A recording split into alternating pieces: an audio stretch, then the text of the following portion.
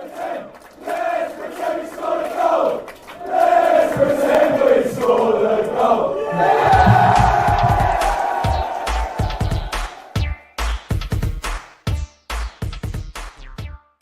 Yes, people, what is going on? Welcome to the Top 4 podcast. My name is Peter. I am an Arsenal FC. I'm joined by Oscar, a Chelsea fan. Look, guys, I'll be honest. I'm only here for the World Cup, all right? I'll be here every week doing a countdown to the World Cup because club football has finished for me. It is done. It's over. Chelsea have ruined me. Let's go. I'm joined by Robinho, a Manchester United fan. 6 games, 3 goals. Let's get to it. 6 games, 3 goals. Huh. I'm joined Bruno by Fernandes, my friend. 3 assists. You mean assists, right? Same thing. Let's move. Nah, Robin, you gotta drop that properly, man. You gotta drop that properly. You got a stinker. Hey, listen.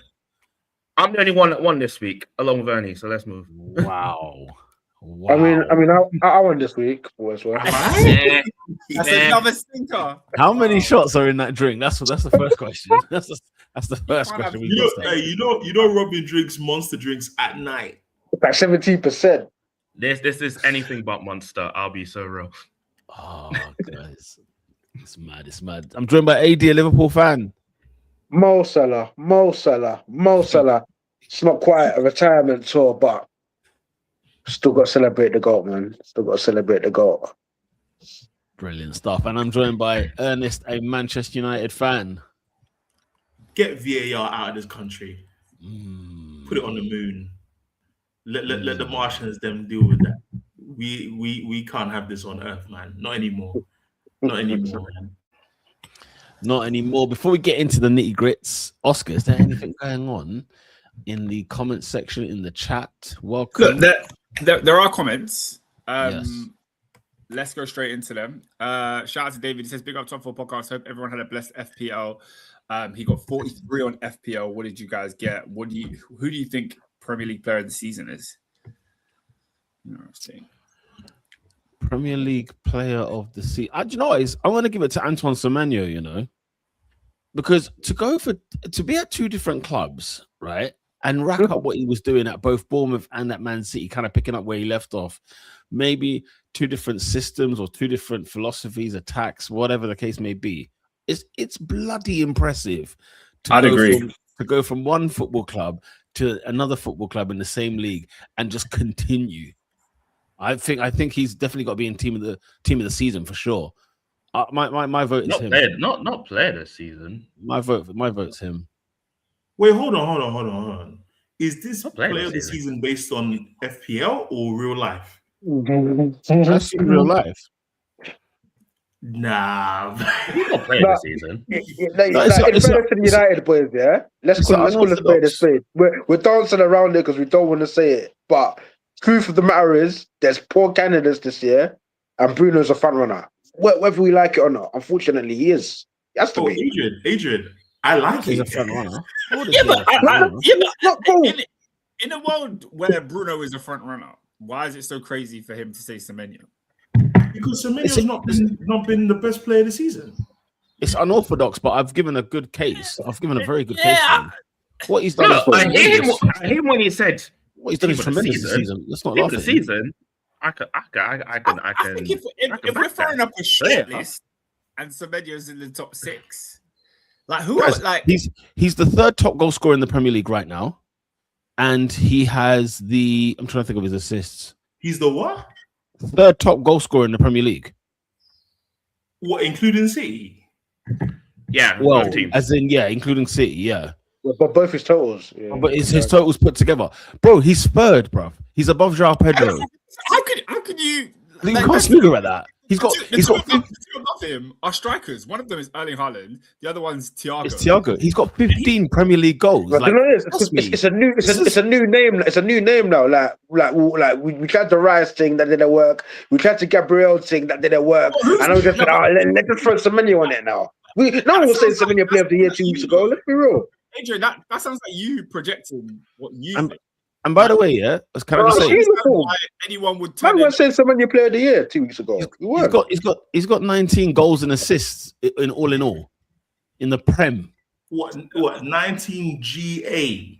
GA, bro. He's got 15 goals. What, guys? 15 goals. Born at the minimum 1989. We're not GA. Okay, fine. 15 Premier League goals. Yeah, on the wing. when he said On the wing. third top goal scorer, that was like scoffed at. Yeah, exactly. I'm just trying to build a case. Because I'm not gonna lie to you, yeah. Like Where we are. Nah, man. I said nah. Nah. No, but I think it's unorthodox. No, but I'll be fair. Listen, like I said I'm 4 at a weeks point ago, where I said if Bruno Fernandes breaks the record, player of the season. That's what I said 4 weeks ago. Where I'm at with it, yeah.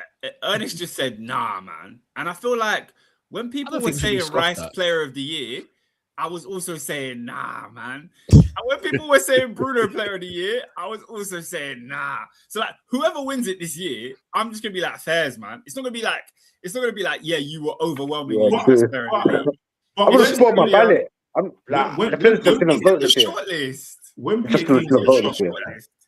came to the shop after the Bournemouth game, we had a good sesh, and he didn't answer, so I don't necessarily know what he thinks, but we really ironed out this Declan Rice thing, and I said, what does he do well? And Peter was fuming from the days of it. The 12-play kickoff had pissed him off. So I said, I don't think he's a bad player, but he's not even better than the Wenger era midfielders. And so, it looks like I'm in pen. The light in my granddad's yard wasn't doing the thing. This one ain't doing it either. It's calm. Like you're calm. I don't think it's that bad. Yeah, no, I think that's made it worse. Yeah, that's made it worse. Is it because of the comments?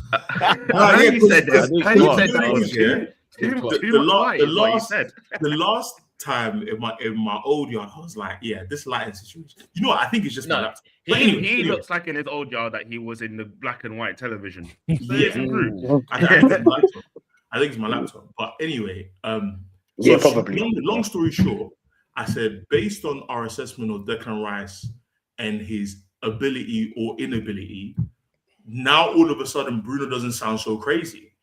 And I'm saying that as somebody who's saying that Semenyo's impacted games for Bournemouth. You could even make a strong argument that you take Semenyo out of Bournemouth, they're not anywhere near any European conversations, yeah? So in that sense, I'll absolutely give him credit. But guys, what we have witnessed as far as the skill set outside of scoring, lads, we could make this whole podcast episode about Semenyo's tech. Wow. Listen, I think it's an unorthodox shout. I think he's worth a mention for sure. And Ernest, it's purely this. It's purely the fact that he's doing it at two different teams. Because that's not like he's not doing well at City. He's doing very well at City. Because if he's doing well at City, what's Cherki doing? Cherki's been, but how consistent has Cherki been all season? Cherki 10 goals, 10 assists. Cherki has 10 goals, 10 assists. Cherki has been all season has been C-blocked by his manager. Because he made the case, didn't he? He's now finally found a place where he can have both Cherki, Semenyo, and Haaland together. No, guys, do you remember the time where I said the haram thing about Pep might be done in the league? It was during that period. Bro, there were games where I'm like, why is Cherki on the bench? Because when he played him, they were. He remember the press conference he did where he was like, "I need to try and find a way to have all these players on. At this moment, there's just no balance." And what he then changed to do over the course of the season, he put Bernardo Silva and Rodri as the sixes, which allowed Cherki to have a kind of a freer role in the middle where he can afford to lose them because he wasn't there then. It took him 10 months to clock that after what's his name? What's the Ryan's first 10 months that he wasn't as good as his season 1, episode 1 comment in the first game of the season. It took Pep a long time to clock that his midfield lacked balance. I don't think that was me personally. I don't think that was a Cherki problem. That was a midfield problem because Gonzalez is okay, but he's not Rodri. Reinders is a match of the day player. When he scores, those that put a better stock in him in the beginning were like, nah, this guy's he's not as way. Maybe just like Rodri's first season is going to take him a while to adapt. But off of this season, it's not been a Cherki problem in my opinion. I think my Semenyo push is more the same logic I have with Declan Rice. I'm like, what we're seeing with our eyes, our eyes are not lying. That's why I said in the group chat time ago, that I would give an argument for Raya and Gabriel. Outside of that outfield line of the centre backs, nobody at Arsenal deserves Player of the Year. He's my. Do you know what? Saliba's too slept on. We'll get into it a bit later, but which is fine. If you mention the two centre backs, or Raya, I'm not arguing. Yeah. Anybody beyond that line does not deserve a conversation. No, my Arsenal player of the season is definitely David Raya, without a shadow of a doubt. My Arsenal player of the season is 100% him for sure. But so you're saying even if he doesn't win Prem, he should definitely get Arsenal. Oh, he has to have Arsenal. Yeah. Oh, yeah. It's not even the thing is, unfortunately, I don't know how they'll vote it for clubs. I don't know if you guys do. Is it fan votes? I'm not even entirely sure how clubs do. So Busby. So the Man United did 2. We've got Players Player of the Year, and the Sir Busby is fan voted. See, Players Player of the Year shows me what players think.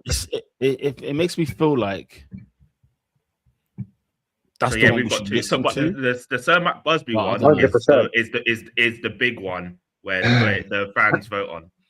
Because I saw what Peter said. Because the Players Player of the Year, that's where like a Makaleli would get it. Where it's like, wait a minute, your colleagues slapping the goals. But that's the one where the colleagues are like, no, this is the guy. Without him, no league this year. Yeah. Let me get into. I don't mind 2. I think 2 is fair because it's like your peers have recognised you.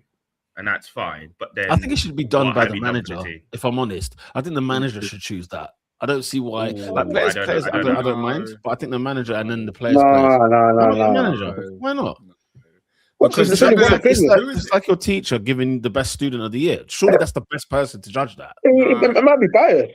That should be the player of the year. It should be the fans. You know what, Pete? You're making sense, but it's idealistic. Fair enough. Yeah, you're making a lot. I think it makes sense. Because you know what? Because here's the thing with fans. Yeah, go on. Because sorry to cut you. The thing with fans, we see these players, and twice a week, 90 minutes each, right? The manager is there from Monday to Sunday, like BBK. Yeah, but we don't see nothing. Players, who cares? That matters to me. That matters to me.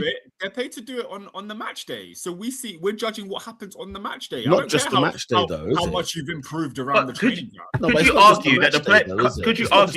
How well do you train? How what's your character like? How well do you train? All that sort of stuff. But the truth is, there is bias everywhere. Sure. So I don't think it's fair to say that the manager will be biased. Players will be biased. Yeah, 100%. Yeah, I was going to say. So I don't think the manager is any more biased than players. No, but like, so for the players, for example, if Chelsea players are voting for who should be Player of the Year, and they're not allowed to vote a Chelsea player, they're gonna vote based on who. Like, it's less biased because there's more players, so they'll therefore vote based on. But like, it's a more accurate representation. Wait, sorry. In the Arsenal case, talking about the team Player of the Year, not the Premier League Player of the Year. Yeah, I'm talking about a team, by the way. Yeah. So, like, for example, players never vote. That's never a player vote. What players, not the players vote? I'm done. No, so players is the player vote. Peter's talking about. I said even if Raya doesn't win Premier League, you think he should win Arsenal Player of the Year. And then he said yes, and then he said he thinks even the manager should get involved and have a say on who the players. So this is not Prem. No, I understand what you're saying. I'm just confused because when Chelsea do it, the Player of the Year is a fan voted award. So when is Players Player of the Year? Do Chelsea not do that? No, Players Player of the Year is like the Premier League. It's the Premier League. It's one of the Premier League ones, which I And what I'm understand. saying is, Chelsea do Players Player. Is it like an internal club one? Chelsea don't do there that. isn't. They only have one, and it's voted by the fans. It's the PFA. It's the PFA who do it. Okay. So they'll make a Players Player of the Year. But the thing is, like for example, I feel like in the Arsenal case, Mikel will choose Raya, and the team will choose Rice as Player of the Year, or maybe even Gabriel. I reckon that they will choose those two. And I feel like maybe the manager's the best suited to judge the players that he selects week in, week out. Anyway. All right, we've got a few comments, but we want to get right into the football. Let's go. Baraka says, "Big up to the best podcast era on a Monday afternoon when saxophones are on full blast all over London, from relegation to fumbling top 5 to fumbling the league. The saxophones are playing." Shout out to Nat. He says, "Deport Arteta and Havertz now. Home office, come and do your job." Mirad is leaving comments, but his comments are not relating to the key topic on Top 4 Podcast tonight. So I want to get straight into it. How convenient. I want to get straight into it. What's he saying? We'll come to that after. He's talking about not that guy. He's talking about stuff outside the ring. He's talking about other stuff. Yeah. Okay. And that's fine. That's fine, but we'll get there when it's time to get there. Right now, Pete, I want you to take us to the Etihad. That's where I want to go. Let's go over to the Etihad, where Manchester City beat Arsenal 2-1 in a game that now really the chickens are coming home to roost, aren't they? Look, I think, as you guys know already, last weekend I conceded and I said this league title is over. It's City's. It's no longer ours. It's done. And we said. And you said? And we said what? It's not over. You said it's not over, yeah. Yeah. Yeah. I just want the court to hear. Yeah. Okay. Okay, that's fine. I mean, that's valid. That's valid, though, Pete. That's valid. Why is it valid? Sorry, I'm confused. It's just important to have the record straight. Fair enough. Okay, no stone unturned. I hear you. Yeah. It's still over. Let's be very clear. It's still over. It's not over yet. Because Pete, when it's over, and you've not won the league, you will know from the rest of the top 4 podcasts. No. Robin, it's not even that. It's not even that. He said something on the lines of yesterday that if they play like that, like in the next few coming games, that Javine, like they're still in it. So that's why Oscar made the point in the group chat yesterday, which is why I'm making the point now. But now you're saying it's still. Yeah, because here's what was my basis on, because it wasn't on mathematics last week that the title was over, was it? No. My basis was purely. It was on bottle, though. It was on the mentality. It was on the ball. It was on the performances of our season. As it was something I had mentioned previously in the when we had those 3 games without a win, where I said we can't win the league playing like this. People thought we could because there won't be no opponent, basically, right? It wasn't that they thought Arsenal were good. It's just there won't be no opponent to come and attack us. And Arsenal not this year, not in 2026. No. Not in 2026. I thought you meant over the season. Sorry, no, not in 2026. Look, the thing of the matter is this, right? This performance, guys, let's have it plain, came out of nowhere on Sunday. This is the best performance of 2026 from Arsenal. By the way, yesterday I said to myself, if I'm an Arsenal fan, I am fuming. Yeah, listen. Why? Because where was this press? But that's all of 2026. Ernest, and this is where my mentality conversation came from last week. Because I am not sitting there for 1 minute thinking Mikel all of a sudden said, "Here's what we're gonna do. Here's how we're gonna play." I think this was the role all along. It's just we were brave for once. For once, how many times? I don't know if you lot watched it. How many times did Raya kick the ball long? I can count them. There were 7 times in the game. Now in the Bournemouth game, we didn't do it once until we were really under the cosh. But there were moments where Raya was sending the players. You know what's so funny? When you're in a stadium and you're watching a game, and you see 20 players gravitate to one side of the pitch all together. It's the weirdest thing I've ever seen, because the goalkeeper's sizing up to take this goal kick, and all the players just start to move and drift to the left of the pitch. You're thinking, who makes this up? Who's conducting this traffic? It's the weirdest thing I've ever seen. But anyway, and then Raya boots it straight towards them. I'm thinking, why don't you just shoot it a little bit more narrower? I don't know. But anyway, that's here nor there. This performance was absolutely outstanding. Now, it wasn't a 10 out of 10 because we missed some humongous chances, right? But when I say outstanding, my bar is low based on the performances I've seen from this year. So when you look at what Arsenal have done this year, 2026, I don't know a better performance than this one, hands down. And it's not to say we haven't won games. We've won bare games this year. But it's about performance. Yeah, but it's about the performance, and also, Ernest, the intent. If I'm going to criticize this man every single week, I'm going to laud him when he's playing tremendous. Martin Ødegaard, thank you for stepping up to that stage, because he led this team. He led this team on his performance. And the thing is, he was conducting traffic. He was telling Gabriel Martinelli where to go. He was telling Havertz where to be. He was calling for Zubimendi. Like, he was literally Mikel. He was Mikel on the pitch, quite frankly, whereby and then, you know what's so crazy, yeah? The second goal that Man City score, before the goal happens, it goes to Donnarumma, and I think Martinelli tries to press quick, and Ødegaard's telling him to hold position, hold station. He doesn't hold station. Donnarumma sends it out to O'Reilly. O'Reilly, within a seconds, back of the net by Haaland. It was within seconds. And Ødegaard is looking at Martinelli saying, why? Looking at him saying, why? And you know what's funny? Ødegaard's the furthest player, is the closest player to Donnarumma at the time when the ball gets pressed out, and Ødegaard's the closest player to Raya when the ball goes on the back of the net. And I said, you know what? For everything I've given him in the last couple of years, I friggin' bowed my hat to him, because I said it was a performance that I was like, this was in the, you know, when people load up Steven Gerrard and people like this, it's that caliber of performance where he's dragging his team, no matter the quality of player, no matter what, anything like this. Everybody was really good, except for, I want to say, three players who really let me down. Number one was Gabriel. Number two was Martinelli. Number three was Noni Madueke. They were awful yesterday.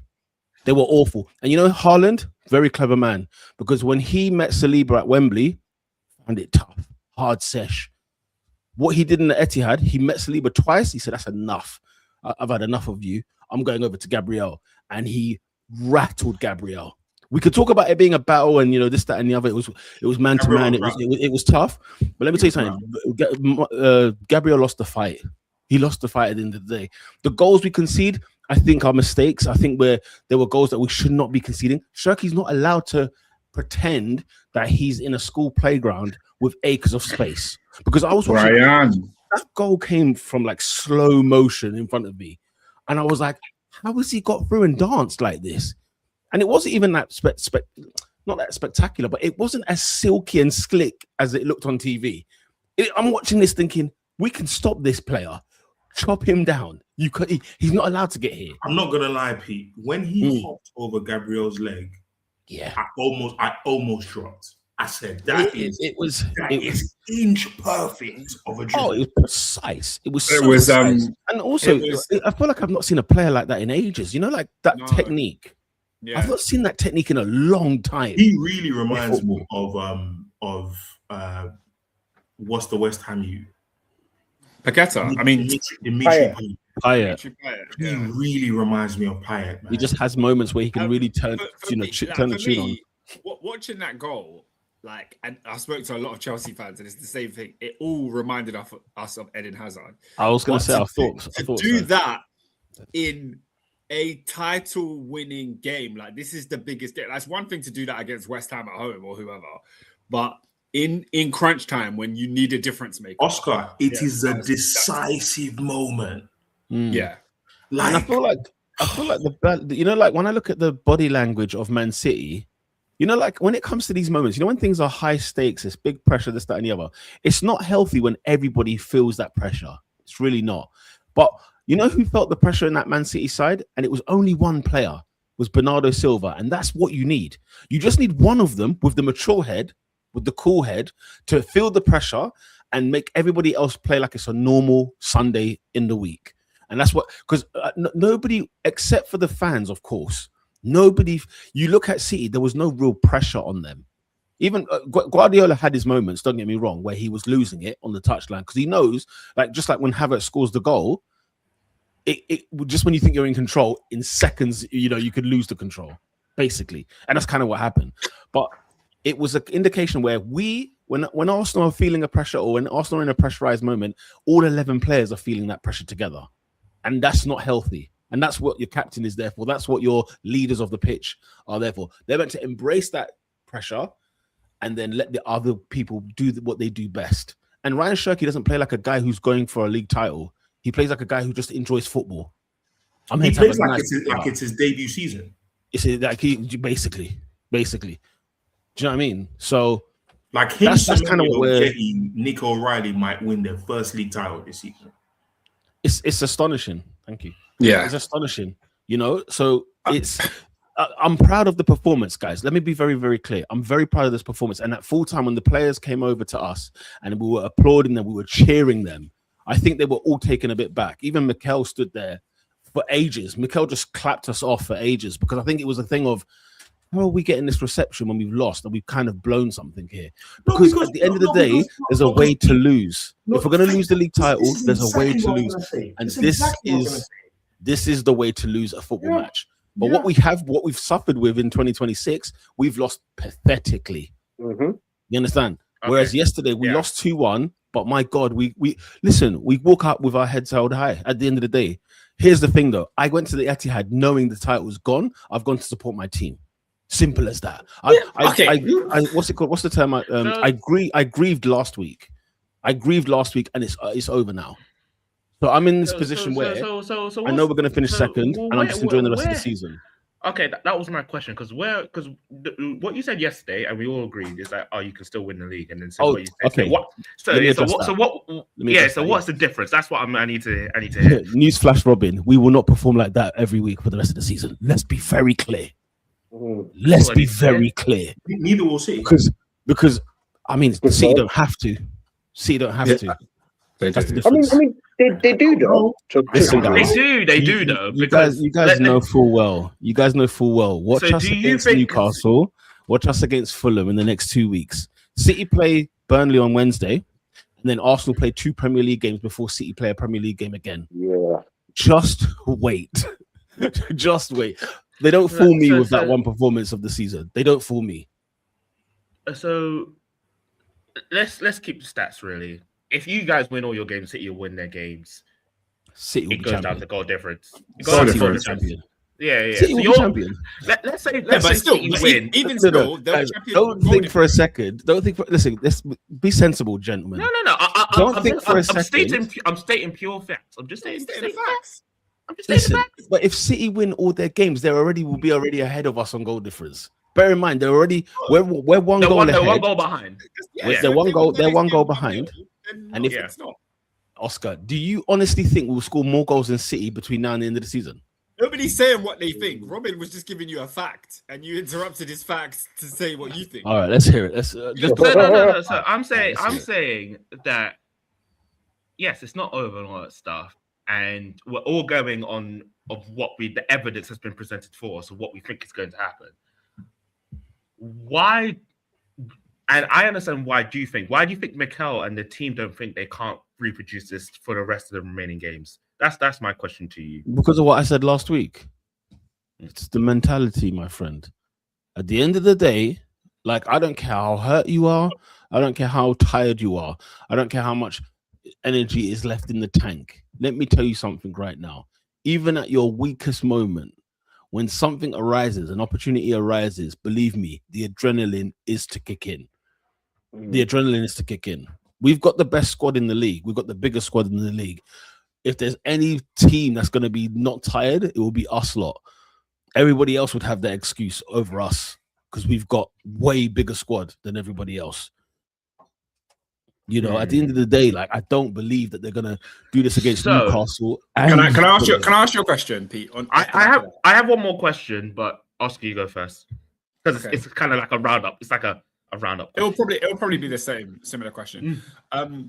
Like we're saying, both of these teams now go into the next few games straight shootout. If everybody wins all their games, it will go down to who scores the most goals.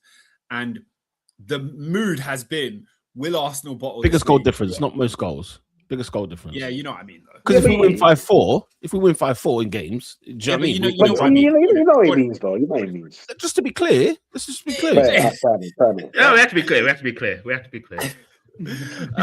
The point I'm making is, up until this point, the mood and the camp and the sentiment has been, will Arsenal bottle the league? Will Arsenal bottle the league? And all of the rivals, all of the Arsenal haters got exactly what they were waiting for last weekend against Bournemouth and this weekend. And City celebrated that win on the pitch. They were over the moon. You saw how the players reacted, hugging each other, big. It feels like the pendulum has swung. It feels like it's no longer Arsenal's league to bottle. It feels like it's now in City's hands. Do you think that shift will have a shift in the mentality of Arsenal players to mean that now they don't have to play with this, we're going to throw the league away? Because essentially now it's there to go and win. It's not there to throw it away. Yeah, but it was always there to go and win. No, because even if we were 6 points clear, like it was there to go and win. You played like you were scared to throw it away. And no, but Oscar, newsflash. You've just spoken about how Arsenal came out against City and played in a completely different way. And if you play like this every game, no, but this is what I tried to tell you. It's what I tried to tell you guys last week. Arsenal never had to feel like they should not drop this because it was never theirs. If you act like it's yours, and then you come from that place of we better not bottle it, we better not drop this, we better not drop this. That's when you drop it. I disagree with that because we all sat on the podcast and we said, remember when Max Dalman scored that goal? And we all sat here and said, you know what? Arsenal have won this league. So I think the players did have that mentality. You're saying it's done. Like there's no one's catching it. And I think they just relaxed a bit too hard and said, relax is a harsh word. You know what? No. They relaxed. No, do you know what? Let's keep it how it is. They were 9 points. Yes, let's keep the game in hand and all that stuff. But it was 9 to 12 points that they were ahead from anyone and everyone, and they weren't being catched. We all said here, you know what, it's done. But now we are here with May is only a week and a half away, and we're saying they've actually come back into this and win this league. I think they relaxed too hard. You know the day after Everton, I think you're spot on. I think you're bang on. I think everybody thought it. We all thought it. I said it's done. It's finished. But we then met City in the cup final, and our spirit got crushed. Like, bear this in mind. Like, I think I said this last week. I said it's the title went when we lost to City in the cup final. That was the beginning of the end. Because after that, you think, okay, cool, it's international break. Let's recover. Let's recoup. Guess what they did? Southampton. Okay, fine. They've lost the cup. Okay, people made excuses. It's the FA Cup. We weren't really going in for that. I mean, we want to win it. Why wouldn't we? Okay, fine. It's not a league game. The last league game was Everton. We won that. Let's go back and resume.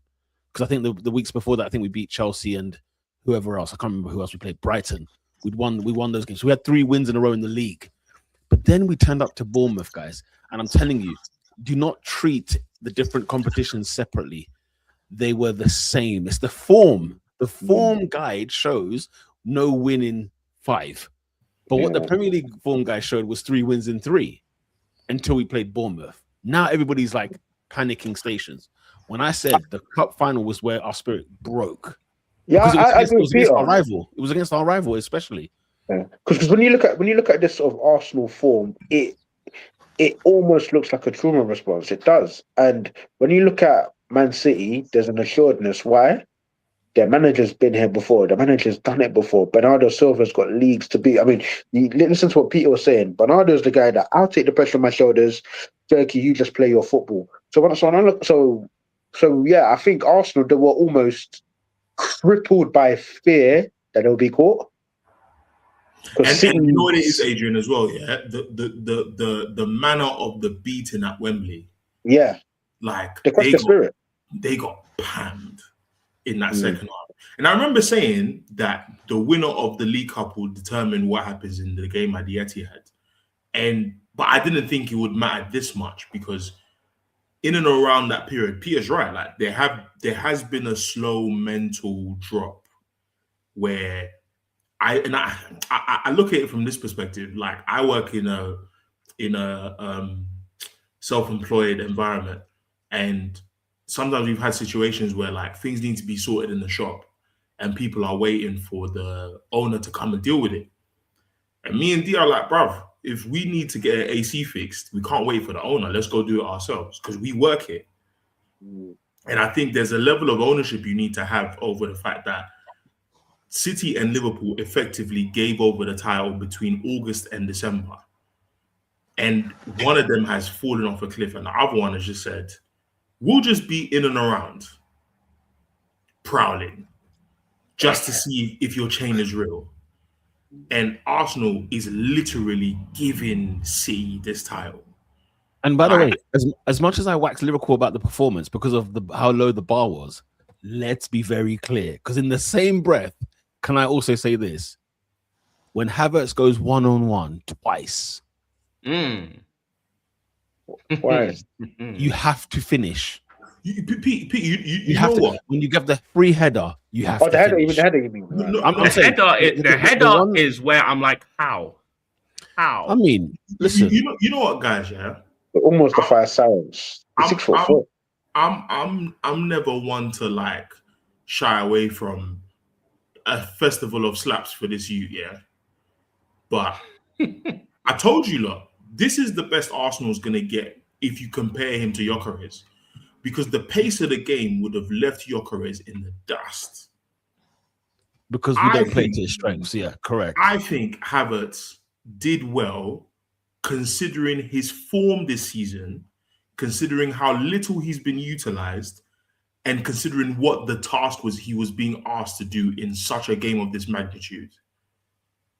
The truth is, I'm probably... go on, sorry. If Havertz is a player that has played 18, 20 games in the league this season, cook him all you want for this game. The truth is, anybody that came to this game as a striker had to be a seasoned vet. Yep. In Agreed. order We got See how their one. See how their one. Ernest is bang on. Give me a season. Kai Havertz has scored 18 goals in the Prem. Wow. I'll tell you what. Thiago's in his second season at Brentford. The guy is running for the Golden Boot. He's 24 years of age. Kai Havertz, I have led this campaign against the youth. So I would be the first person to tell you, let's all get onto him. The guy pounced on a Donnarumma mistake, and the truth is, history has told us that's the best we're going to get from this guy. So I'm not going to sit here and talk about Kai Havertz today. Because the truth is... I bring him up because you're 100% bang on. You're absolutely right with what you just said there. I bring him up purely because two things. This at the end of the day, when you cross the white line, it's yours. And also, he did this in the final. He went one-on-one with Trafford. What did we get? So my thing is that when it comes to this clutch, the clutch, crucial. No, but even a seasoned Havertz this year doesn't finish these goals. Here's the truth. This is him. Here's the truth of the matter. This is him. But the point I'm making is if Havertz gets, because I said 18 as a number to show you that him and Haaland are not levels. But I'm saying if Havertz gets 15 goals this season, where are Arsenal on the table? Champions. This is my point. So if he's not even giving you that, then we have to actually do the reverse and give him credit for the simple fact.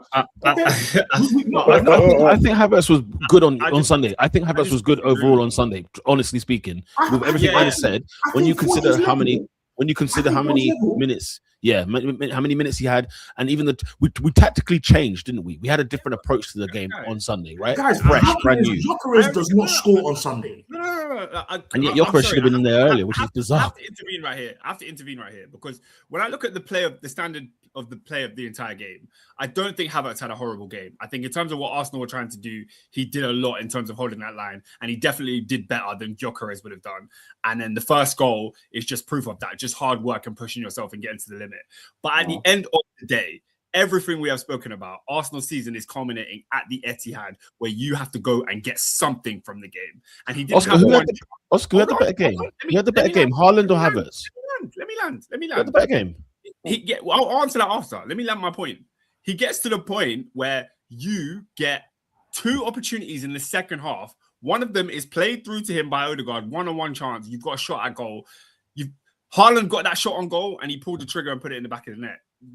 Havertz didn't. And then at the end of the game, you get a second chance. And I understand what you're saying, Ernest, about, he's not been fit all season. He hasn't played every week. But this is like, it's make or break. It's right now. It's that and time. You're asking Havertz to produce in make or break. Yes, that's what happened. Havertz does not produce in make or break. Ernest, you hit the nail on the head. You know, we're going round and round in circles. Guys, Adrian, Oscar. No. The answer's Mikel Arteta. Let's get there. Before we get there. Boris Island, HS2, Kai Havertz. Those are the 3 biggest white elephants in the whole of London. What Kai Havertz has cost this project? Thank you. When I spoke about this guy in 2023, these moments were on the way if Arsenal were ever going to be a serious team. Yeah. If you're asking the guy you signed 3 years ago for £72 million, left A, by the way, left A, don't forget that. A make or break clutch player. You have to give him credit for the fact that he's never been that guy, and the fact that in the biggest game of Arsenal season, he actually scored. Because you're asking a lot of a player that you have never expected anything of. He's not the guy. Yeah, I understand what you're saying now. So you're saying it's more so on the decision to even be in that position in the first place. In 2026, in Arsenal's biggest game of Arteta's career, not Julian Alvarez, not Erling Haaland, not Luis. We are asking Kai Havertz. Let's chill.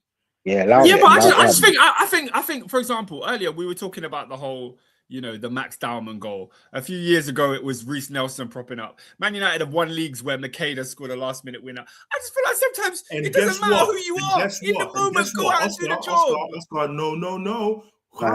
How many other bad boy strikers did we have when Makeda scored that goal? Yeah, but you had when we needed all our other bad boy strikers to produce when Makeda was a young you, did they produce? Yes, they did. Yeah, Arsenal have big Gyökeres. Arsenal were top of the league without Havertz. Huh? Arsenal were top of the league without Havertz. Arsenal were top of the league without Havertz, and somehow we are in a position in the season where it matters who their striker is against a City at the Etihad. And all they have to produce. All they have to produce is, Oscar, all the last 15, 20 years of the Premier League winners, name their front four. Name me their front four. These guys brought on Trossard yesterday. Are you taking a piss? No, guys, we are not going to slander Kai Havertz today. Because I would have got that far. Hold on, you're telling me like, he can hold his licks, man. No. What I'm saying, listen, I get what you're saying. He's not the person to blame. The time of slandering Kai Havertz was when they signed him, not now. Not now, because when it came to clutch, I'm taking both. Haaland hasn't produced a lot for 2026. Guess what? He produced yesterday. Johnny on the spot. He produced not a penalty. He produced yesterday. No.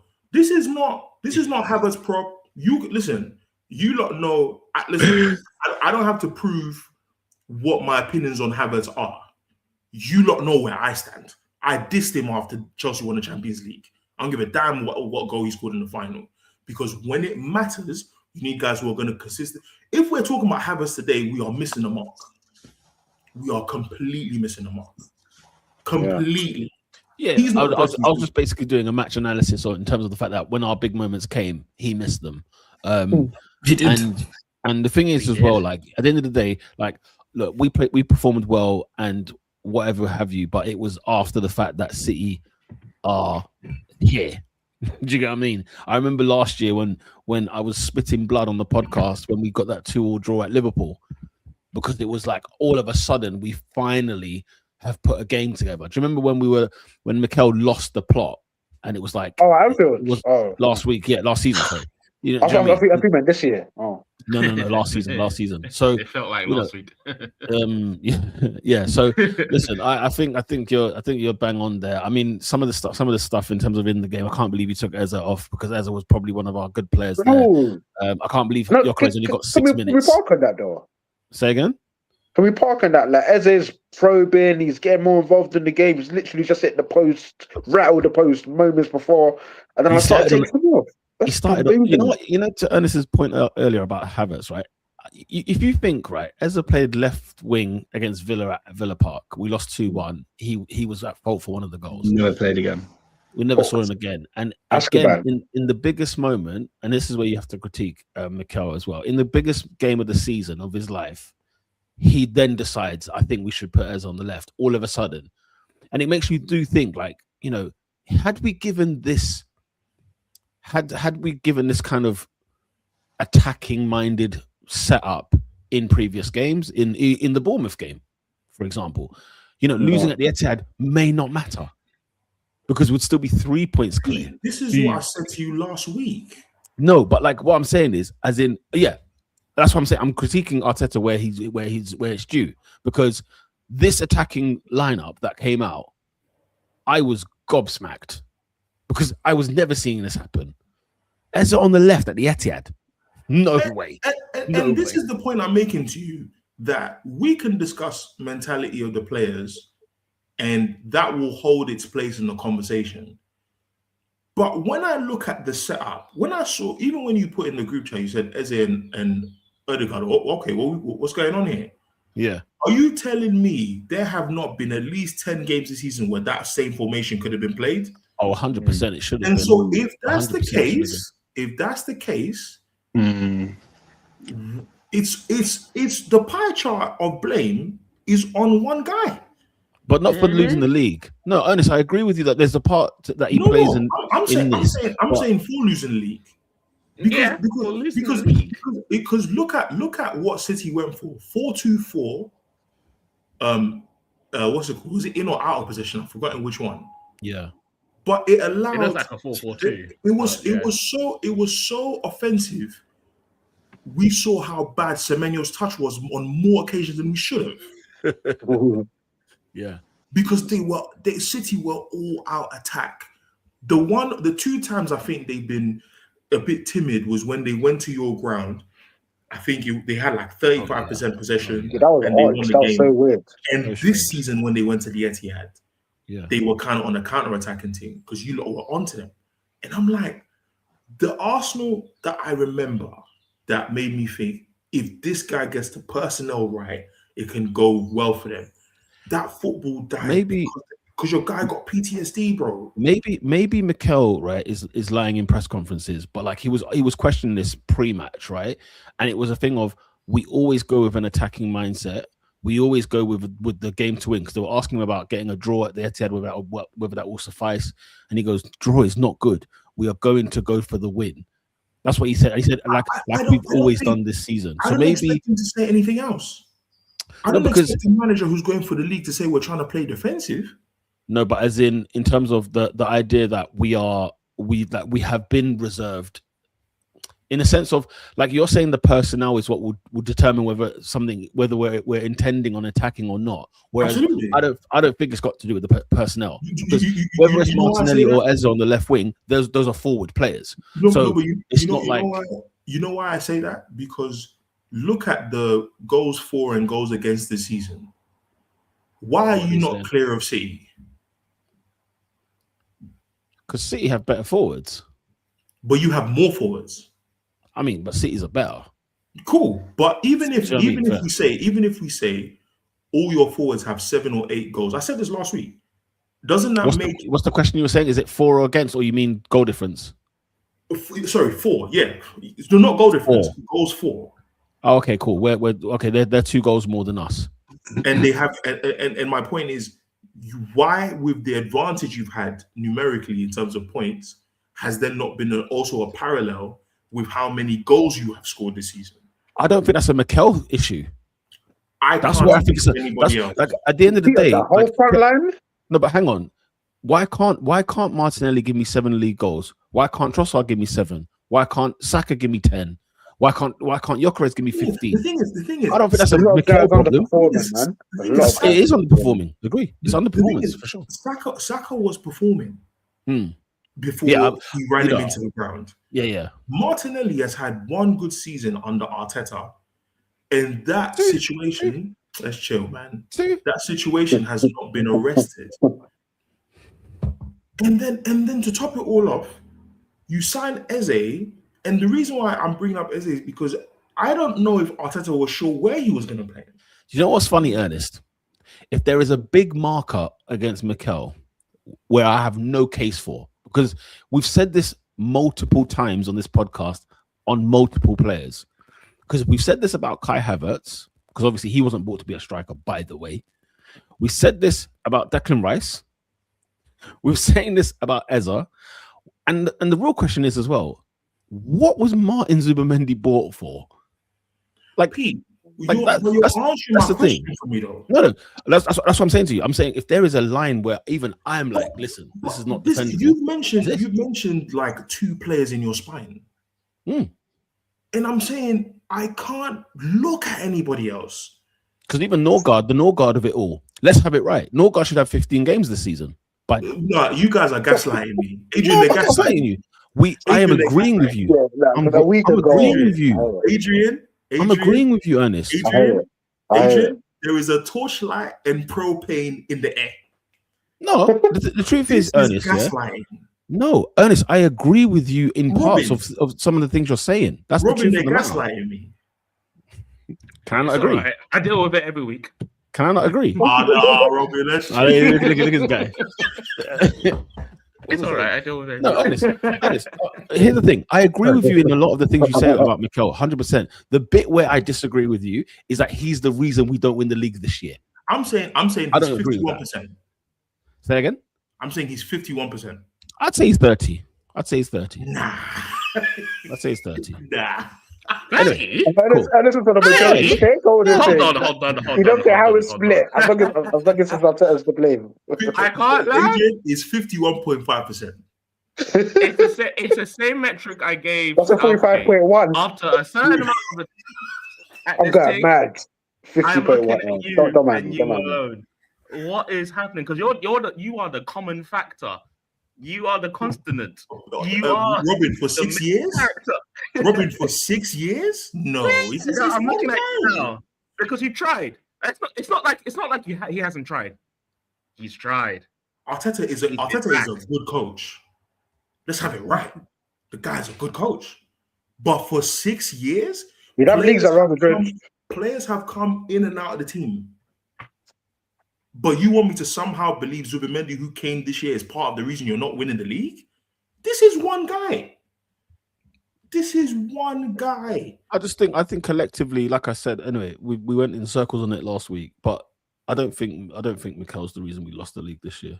Personally speaking. My final question, Peter, going back to what I wanted to ask you earlier. Yeah, do you win any trophy this season? No. And it's not on the manager? No, I just think, listen, the Champions League as a whole is a different class. That's just a different class. We're not ready for that class. Hold on. We're not there yet. Hold on. You got into the League Cup final. You got knocked out to no Premier League team in the FA Cup. Yeah. You're going to play Atletico Madrid, and you can win a lot of your games at the end of the season. And you're saying you're not going to win a trophy this season, and it's not on the manager. No, as in, like I said, 30% is on him. I'm not saying he's blameless. I'm just saying 30% is him. I got one for you. What percent of the pie does Pep have if he wins a domestic treble? It's 51%. Say again. What did you say? It's 51%. What percentage of the pie does Pep have if It's City wins? 51. Yeah, it's above average for sure. There's a reason. There's a reason why I asked the question. Go for it.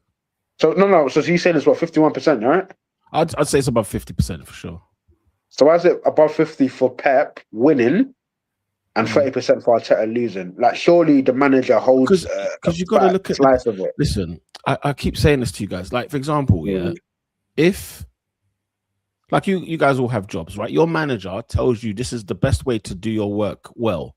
If you do this work the way I want you to do it, like, in your appraisal at the end of the year or whatever, if you perform well, you get your bonus, you get your raise, whatever. This is and I've been teaching you how to do this method and how to the best way to execute your work. At the end of the day, like, this is a great analogy. Arsenal are good at assignments and coursework. We're not good at exams. Now, when it comes to the exams, that's on the players. The teacher has taught you all year, and you've been filling in coursework, you've been doing assignments. Say again? I see the disconnect. Yeah. You fundamentally believe that Arteta is telling players the direct opposite of what we're watching. I said this last week, Ernest. And I said to you, the reason I said mentality, I didn't Ernest, understand. I didn't know the extent. Okay. It's too I said this last week. Something happier for 50 mil. I said it last week on the podcast, yeah. And what I think what builds my case more is how they performed on yesterday. It's the very fact that when I saw Ødegaard telling everybody where to be and where to go, this thing of, I think they argued it on the overlap. Keane was saying things like, listen, sometimes don't listen to the manager. Go ahead and do something about it. Because let's say, for example, Mikel is training in them to be so comprehensive and so conservative, blah, blah, blah. I'm not seeing David Raya kick a ball out all Bournemouth game, right? He's passing it out, rolling it out, this and the other. Why at the City game are we kicking this ball out? Why at the City game are we pressing more than ever before? So should I then be under the assumption that you're never going to win the league? No. The players just need to switch on. The players need to switch on when it matters most. The thing is, one thing Arsenal's so good at, when the pressure's off, we're amazing. We're amazing. We're brilliant. But the pressure was on Sunday. Say again? But the pressure was on Sunday. No. It's over. It was over at Bournemouth, Ernest. Understand the scope. I know you're looking at things mathematically. I totally understand you. You're looking at things literally dotting the I, crossing the T. But I said to you that when you look at the vibe, the flavor, the mood, the form, the way we've played, this title is gone at Bournemouth. It was gone. So they go to the Etihad with, guess what, Ernest? Nothing to lose. They go there with nothing to lose, because what we want to see is a performance, and the players got a standing ovation at the end of the game from us when we got beat by our rivals. About time. Because at the end of the day, the pressure was kind of off, because now everybody believed City was going to do this. The pendulum has swung, and it swung along at the cup final. The pendulum swung. This Ernest, in fact, like you said at the top of the hour, if you're an Arsenal fan based on that performance, you should be angry because of what we've witnessed with Southampton, Bournemouth, City in the cup. Then you can pull out this performance all of a sudden. So it's a mentality problem that these players have. They can definitely win the league with Mikel. They can definitely win the league, even without any additions to the squad, because these players are good enough to get 30 wins, 35 wins in the season and be champions. They're good enough. And I agree. I think one thing that we struggle with the most is that I feel like in this season we just haven't got out of second gear all season. All season. You don't need to be in third and fourth in the beginning. You get your points, you get yourself to the place where you need to be, then you finish it in the run-in. They call it the run-in. You know what I'm struggling with is the idea that when they switch it on, it will be just the players who switched it on. No, because that's why I give 30% to Mikel. Because listen, Mikel is not blameless. No, I'm not. No, I'm not saying. I don't think you think that. It's clear you don't think that. My point is, I think just fundamentally, my brain doesn't work that way. Fair enough. I just do not subscribe to the idea that a group of players can want it, irrespective of what the manager is, or want it or not want it, irrespective of what the manager is telling them to, and decide. I'm not saying wanting. No, I'm not. So I'm not talking about wanting. I'm talking about when it's time to now do your exam. Be brave, man. Answer. Remember what you learned. Remember what you've learned all year long. Don't change the way you're doing things. Don't now all of a sudden get mentally tapped out. You know, like mentally feeling the anxiety, the performance anxiety, feeling all. Don't start doing that now. Don't start getting heavy legged now. What you've done all season has got you to this point. Now take it to the next level to finish the job. And we didn't finish we haven't taken it to the next level. Whereas, we saw City do it. City have gone up 2 gears, maybe, right? Because now it's like, oh my God, Arsenal giving us life again. We have to take it. We have to take it now. We have to take it. What I'm saying is we can do the assignments very well. We can do the coursework very well. When the exam paper hits, the teacher's not there anymore. And what I mean by that, you cross the white line on that pitch. You go to the Etihad and Guardiola and Mikel were barking instructions all game long. Not once was I seeing players listening to half of what they were saying because there's a matter at hand. I hear that, but I don't believe it because I also believe the manager is part of that exam. Hence why I said 30%. No, that's why I said 30. His issue. That's why I said 30. His issue isn't. No, I hear his issue. We disagree on the amount. On the amount, yeah. Clearly. Because Ernest, be real, yeah. In your opinion, just as a prediction, what do you think is going to happen at Newcastle on Saturday? What kind of Arsenal do you think there will be? Not the scoreline or nothing. Just what kind of scoreline, what kind of performance, what kind of body language, what kind of mannerism, what's the posture going to be on Saturday? Newcastle on Saturday. But what's the posture? What do you think? Is it going to be like how we beat Everton? Or is it going to be like how we beat Leeds away? I don't think right now, quote unquote, performance matters. And the reason I say that is because I think ultimately Arsenal have the intent based on the fact that I think they know their form is terrible. I think they know. I think the players know. Do you know what I mean? But I saw something that I believe is replicable for at least 3 of the 5 games of the season. It's just a belief thing at this point. Do you know what I mean? I still think Arsenal will win the league. Do you? I've not changed. Oh, do you seriously? You think even after the win against Bournemouth and the win against last week, I said it's not over. But do you think Arsenal will win the league? Yes, bro. I think Arsenal will win the league. Okay, because you see, the thing is, if I didn't know the maths, I thought if both of you win all your games in hand, either one of you will win the league. And then I found out it's a goal difference thing. Yeah. And I thought, okay, City have it in them to get more goals. Facts. No problem. Facts. But Arsenal defensively are better. We were. But we're conceding 2 goals a game, Ernest. You are. We're conceding 2 goals a game. You are. In the last 6 games, we've conceded 2 goals. You are. You know what I mean? I think the game that I think you're gonna get a bit of fragility is West Ham. West Ham away, horrible. Because West Ham is after Atletico. Yeah, yeah. I think it's in the sandwich. If there is a reason I think you don't win the league, is that. I think it's after. Yeah, you're right. It's after Atletico. It's after 2 legs. Yeah, it's after the second leg. If there is a reason I don't think you win the league, is that week. But I also look at City's fixtures and I think all of these teams can give City headaches. They could. Look at the guys. Look at City's fixtures. But they're smelling blood, bro. They smelled the blood. They've tasted it.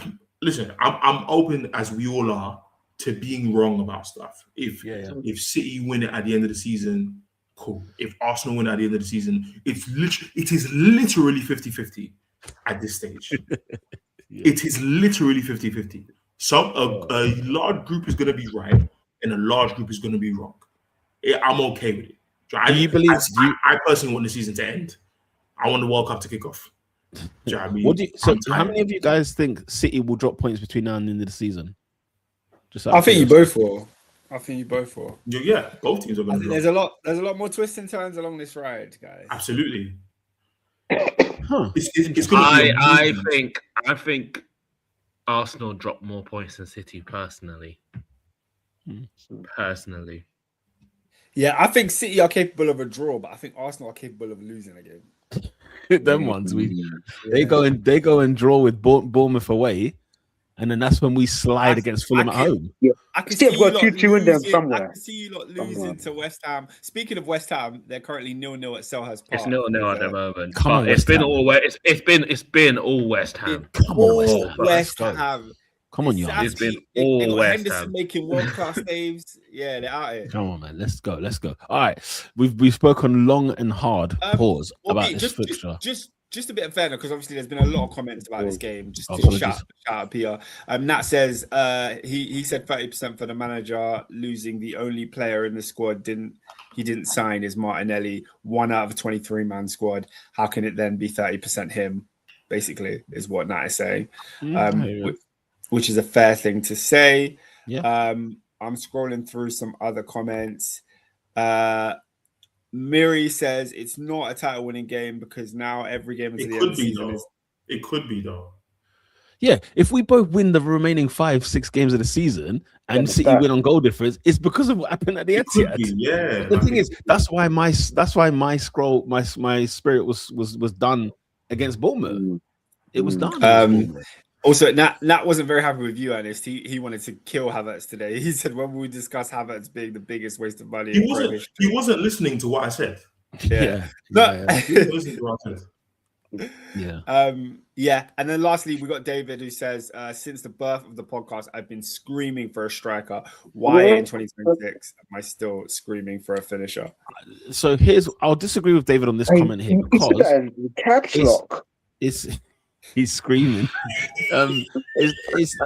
Listen, we've got the striker. We're just not playing to his strengths. We've got the striker. Imagine, in a season where guys, I'll tell you, let me prove it. In a season where this man is not getting fed, how has he got 16 goals? How? But like, you know, in the Premier League this calendar year, he's the top goal scorer in the Prem. Stop with this calendar. I'm just saying. I'm making the point. No, he's a striker. I don't know where we ain't got the striker. We've got the striker. But fundamentally, he's not good enough. He's not at the level required. And like, because on Sunday we saw Erling Haaland. Bro, you saw Erling Haaland live in the fresh. And then if he scores 20 goals in the remainder of games, he's not good enough. Bro, so that's 4 goals away. You saw the Scandinavian brute Haaland. He's also Scandinavian. No. Robin is right. If he scores 4 goals at the end of the season, he scored 20 goals this season. Yeah, they've got the striker. That's what I'm saying. In the league or club? No, in the league. What, in all clubs? Say that again. Hold on. In the league. In the league, he's got like 12. Oh, come on, allow me. Allow me. I said all comps because okay, cool. He scored Champions League goals. Those are counting. I'm counting Champions League goals. But let's look at the league. You guys are top of the league. I'm with Oscar. I thought it was 16 in the Prem. But if it's 12, based on my slander of Lukaku, not good enough. Yeah. Do you know who has more goals than him? Antoine Semenyo. How about it? Player of the year. No, listen, do you mind include the goals from the previous time? In the same season, yeah. Wait, in the same season. In the same league as well. In the same league. Ernest definitely has a point. I definitely understand I understand the nuance of what you're saying. Because for example, if he came from Ajax, then came here, fair enough. Yeah. If he went from the thing is the fact that he was at 2 different clubs in the league. One of both attacking teams, to be fair. Yeah, but guys, we're watching the football though, man. That's where your argument. The guy is pants. That's where you're saying his pants. Pants is harsh, man. Pants is harsh. I agree that he doesn't fit in the. Hang on. What do you think of Doku? That's what I agree with. Curiosity. What do you think of Doku? He's mastered his craft as well. I want to hear. I'm getting gaslit today. I want to hear Doku. I'm getting gaslit, bro. Because I didn't know. I'll be honest with you. This is the first time that I didn't know you were like this about Semenyo. I'll be honest. I never knew you were this way about Semenyo. I never knew this. No, he's called him a lot. He's called him AFCON a lot. AFCON. Do you know what? Yeah, He's I kept thinking that was Doku he was talking about.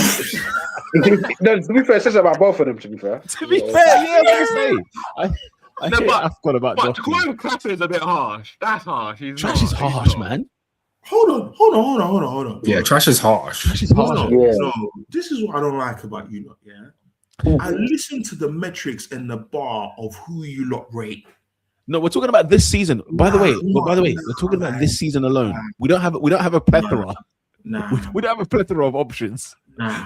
From when Bruno Fernandes, Manchester United, and Man United this year, where they were not here for half a year. Yeah, like come on. Yeah. The fact that we're even talking about Bruno Fernandes. I'm saying here that he's not player of the season. With Bruno, yes, we can scream half and half. Even in the trust half of the season, it was still producing from number 6. But that's the argument. No, so yeah. Well, when has Semenyo not produced this season? That's the thing. No. In a worse team. I'm saying. Here, I don't know about that, but yeah, team finished 15th. But yeah, let's go, Bro. You were like 5th when Amrin was sacked. Let's not do this. Where was Bournemouth? Bournemouth were ahead of us. Bournemouth were ahead of us when Amrin was sacked. Listen. Okay. This is what I say on Semenyo, and then we'll get on to Chelsea. Yeah, let's go. Because we got to move. But Semenyo is a fantastic finisher and has got great PMP in the final third. Those two things are important enough in a season of people who don't watch football. Those things are important, and even to people who do watch football, finishing is bloody important. Who's your player of the year? Ask Liam Delap how important finishing is. Yeah. Who's your player of the year, Ernest? You know Right my now, player of the year. If you were to vote right now, who's your player of the year? Is it Fernandes? Yeah. No, hold on. He has 18 assists this season. 18? Semenyo's got 15 goals. That's right. All right, cool. All right. Okay. Who's the better player? Bruno. Who's been the better player this season? Oh, I don't know. Oh, Pete, we come on. need to think about that. No, you can't ask me like that. We need to think about it. I got to think about it. Because Amrin was here this year. Yeah, exactly. Where was Bruno playing? 6. Number 6. Part of the season. That's part of the cake. No, yeah. You can't take out eggs because you're lactose. No. You're making my point for me.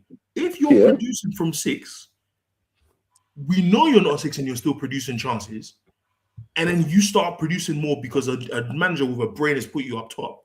That's not the same thing as Semenyo moving. Watch it. If City win the league, watch Bernardo Silva get player of the year. Just watch. Listen. Crazy. Who wins it and who deserves it is a whole different story. Listen, It's curtains. Anybody but Declan Rice and Semenyo, I'm there.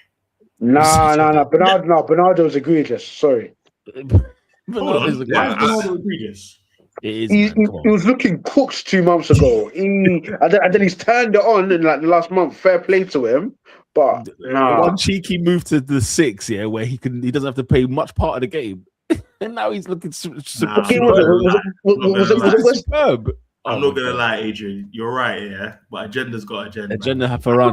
Fair enough. That's why I said, if Bruno gets 21 assists, guess what? I am running player of the season. Speaking of Bruno Fernandes, did he get the assist at Stamford Bridge? He definitely did, my guy. He did indeed. Of course he did. Yes, that's right. Chelsea 0, Manchester United 1 with a Mateus Cunha winner 1-0 to the Red Devils. Oscar. Are you gonna come here first? Yeah, because I need to get you out of the way quickly because you man are cooked, man. Like, just finished. Just finished and cooked. So just end it. End the stream, Dave. Last week, let's just take it back to last weekend. Before the podcast kicked off, we were getting ready for Leeds versus Man United. And I looked at Ernest and Robin. I said, this is an easy win. You're at home. What could go wrong? But then Ernest was saying to me, nah, I'm not so sure. I said Ugarte. I then watched that game and realized that Manchester United's results don't necessarily indicate that they are a good side. It's just they've been getting wins. From Fulham at Old Trafford, we've not played well. So we transport that into this weekend. Yeah, They don't have Euro. Maguire's on a ban. Martinez has been pulling hair. They've got no centre backs. They're coming to Stamford Bridge. They've got no centre backs, and I'm not one to be shocked by Chelsea's poor performances. I've just learned to accept that under Liam Rosenior, this is what it is. But the last time I was at Ernest's shop, where a lot of these conversations take place, I said to Ernest and I said to D, I said to the whole barbershop, there's no way United are winning at Stamford Bridge. There's just no way. I couldn't conceive it. I couldn't conceive how United would win at Stamford Bridge. I said, as bad as Chelsea are, we know how to at least raise the level for a bigger game. And with Palmer, Caicedo, Enzo, they'll do something and we'll go on and win. How on earth we managed to put in a performance that pathetic, I can't put it into words. I think the first thing I said in the group chat was tonight will be Esteval's night. Of course, Esteval pulls up in 13 minutes and his hamstring's gone and he's out. And we're sat there. Is he injury prone, Oscar?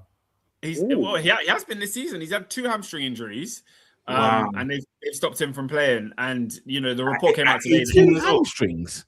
Yeah, he's been out for quite a bit. As in he just came back from injury. That was his first start back from injury.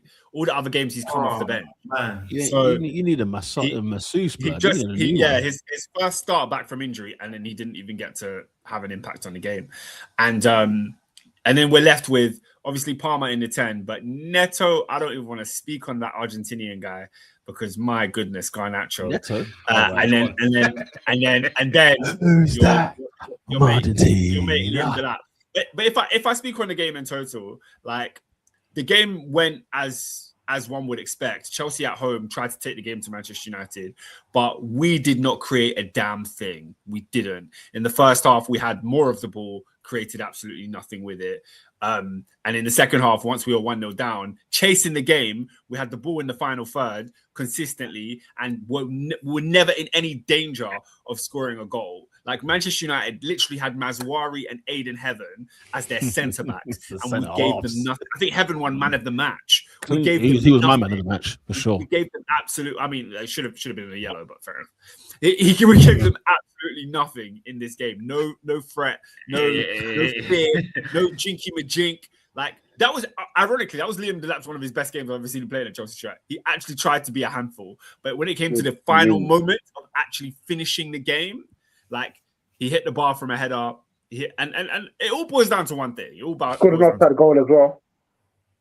Chelsea's manager is not good enough to manage this team. Like he's just not good enough. He's just really, really poor, and it manifests itself in a team that can't defend as well as a team that can't attack and score. There's so much wrong with Chelsea at the moment, but like the owners are just the worst. Like, how can I put it? They're so bad at what they're bad at that it means there's no redeemable qualities. Like, there's nothing good at the moment. Everything they put their hands to. So good at what they're bad at. Yeah. Wait, were you at the protest, Oscar? I wasn't at the protest. I was at home watching the game. My protest was that I wasn't paying money to go and see Smart man. That was my protest. Because, bro, Saturday night, Chelsea versus Man United. Bro, any other time, if this was Maresca, I would have been at the bridge. Why not? That's a great time. I said, nah, man, I'm done. I'm sitting at home. My entertainment will be WrestleMania. I'm not focused on this game. And Chelsea ended our season because I thought if we won that game, you know, we could have put on a run of wins that could have gave Liverpool something to think about and maybe ended up into the top 4 race. That top 4 race is done. I'm sorry to the entire Premier League because we had a good title race. We have a good relegation battle. There is no top 4 race. The top 4 race is done. Liverpool, Aston Villa, Manchester United, congratulations on your Champions League places because there's no way on hell Chelsea are catching up with you. And we need to start the reckoning now. We need to start the reckoning right now. Chelsea Football Club need to sack Liam Rosenior and move into what the next phase of what this club is going to be. But I am so worried that this club has gone from hiring somebody who's relatively inexperienced in Enzo Maresca, seeing him turn out and have a good performance, like actually turn out to be a decent manager, sack him, not for footballing reasons, and then go to Liam Rosenior. In the Roman days, Chelsea were very reactionary to the point where we would go, Conte is pragmatic and defensive. let's switch and go Sarri because Sarri like plays with the ball and keeps the ball. Then we went Lampard and we switched to go something completely inexperienced and different. And then once Lampard didn't work, we said, forget that, bring me a winner. We went and got Tuchel. You know what I'm saying? So even in their need to try and change things and tinker things, they always reverted back to type. And the revert back was get a winner, get an Ancelotti, get a Conte, get a Mourinho, get someone who's going to go and win. This board do not have that. So Chelsea's ability to bounce back from bad seasons is not, we're not going to see it as much as we used to see it. We're not going to bounce back. We have a season when we finish like this, we're not going to bounce back. The whole talk before the game was Cole Palmer being interviewed because he's been constantly linked with Manchester United this season. And he came out before the game and said, look, my family live in Manchester. I have nothing else there. I'm here. I'm a Chelsea player. That's what I'm here for. This was written by Blue Co and Clear Lake themselves. It was written by Ed Barley himself. The articles that came out, they said, you saw what happened with Enzo? Enzo was talking that crap about Madrid. He got banned. You go out there and tell them that you want to play for Chelsea. So he did all of that, yeah? He did all of the press. He was in The Guardian. He was in everywhere telling us he wants to play for Chelsea. Before the game kicks off, you know, they do the pre-match interview before. The interviewer is asking him about his comments. And what does Cole Palmer say? Cole Palmer says, yeah, man, you know, I'm a Chelsea player. I want to play for Chelsea. I want to become a legend here. But, you know, we're here to make it in the Champions League. And, you know, if we don't make it in the Champions League, everything changes. Damn. Bring Palmer home. Day. He said, bring Palmer home. So, Palmer again. So man. It's clear as day that Cole Palmer is saying, look, if Chelsea are not going to be in the Champions League, then I'm going to go to a club where my future is brighter. Do you know what I'm saying? So, wow. Why wouldn't the other players in the team do that? Why wouldn't Enzo Fernandez do that? Why wouldn't? And I mentioned it last week about how much Clear Lake have propped up Enzo Fernandez as their poster boy, and for him to go out and say, "Nah, do you know what? I'd rather be at Real Madrid." It's damning. If Cole Palmer does the same, it's damning. But you know, this summer is going to be so interesting on that front. You know, when players hand in transfer requests, we're going to see them rife. Especially, I can't believe you're 7 points behind Liverpool. Pathetic. We're so far adrift. We get to play them, innit? They're playing them next. Essentially, where? No, we got a game tomorrow night. But essentially, when I was looking at the fixtures, I said, look, we're in a horrible position. But we play Manchester United and we play Liverpool, two of the teams that we are chasing. Have a run in the end of the season where you can at least be proud of your performance and turn up and do something, and hope Villa or United or Liverpool just fall off. But that's it. They've blown it. They've blown their opportunity. We're now playing for nothing. At least we're in an FA Cup, but that's about it. So one of the things the Champions League. Will he keep his job in the summer? Will he keep his job in the summer? He better not. What do you think? What do you think? From the bounce, he better not keep his job. How can he keep his job? No, but what do you think? How? I can't see them keeping him if he continues to lose. But then getting another guy who's lost 11 games this season. But would they look for another? Can they find any more yes men? Because we know what their prerogative is. It's a massive club. Gary O'Neill. That says, Oscar, can we talk about the Argentine sensation known as Garnacho? I don't feel like we need to speak about him because everybody on this podcast has said what they need to say about Garnacho. In terms of like a do or die performance against your old club, that was disgusting. That was absolutely disgusting. He's the poster boy of the Chelsea. He's the poster boy of the Chelsea situation, man. Yeah. I was saying last week. What's up with Chelsea or whatever, blah blah. Like you just look at Garnacho, and that will tell you everything that's going on at that club. I'll say to Adrian last week that it's quite funny how his tone has changed with his stance towards United, and then this. It's just funny like today and yesterday. He's now trying to repent in front of our eyes. Yeah. Is he on loan or is he? No, he's been sold, and now Chelsea. He don't ask that question today. So why is he talking about United? he's been sold. He's out of here. And now the news today and yesterday from the Telegraph and Co is that Chelsea are now looking to offload him after one season. So that's what I said. He was a Man United player in the Chelsea box. Ridiculous. It is madness. So I can't believe Chelsea going to make this flip then. And what you know what's funny? Chelsea, Brentford, Bournemouth all have 48 points. 6, Yeah. 7, and 8. So Chelsea could not be in Europe at all. Brighton 47, Everton 47. Bloody Nora. I don't care though. Like, for me, it's like Champions League or nothing. Like, I'd rather not be in them other competitions. So fifth or 10th, basically. Yeah. Well, yeah, it depends because you still technically could. I'll say no, you still technically could get Champions League, depending on what Villa does. I think for the size of your squad, you need to be in Europe. Do you think it might help them to cut the fat though? Adrian, will it trim the fat? You lot remember when I crashed out when you lot tried to give Chelsea a B in the season review? There's nothing to discuss about what they will or will not do, because if there's somebody that doesn't have a bag of dams to give, it's me. I don't care what these guys I want them to rot. I can't lie. I do want them to rot.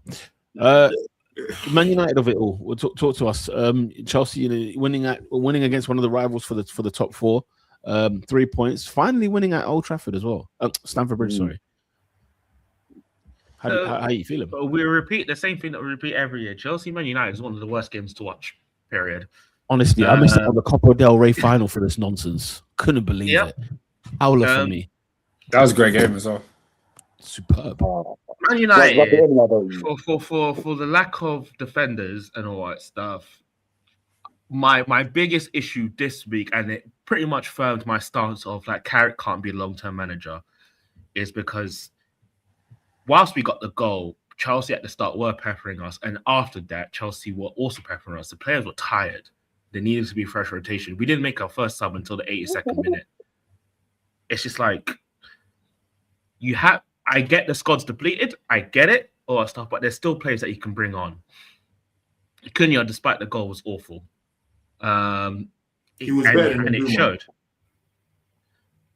I don't know, I don't know, because if you're asking me, Bumo's balmy. I know. I agree. I agree that his performance has dropped off the cliff. Like since he's got the 10 goals or the 10 things yet. Since then, I'm not seeing him since. I can give you performances before that. The guy's been balmy guy. If he's not playing through the middle, I don't want to see him play. That's an Ebano, you know. But I think Cunha. He's actually meaty. So he's been quite, but the front three in general have been quite meaty. What I'm happy about is that despite being where we are, we actually got the 3 points, because that's what I was at the end of the day. I said, listen, we need Champions League. We need the 3 points. Let's just get this. And I said to David, I will assess the squad in the summer.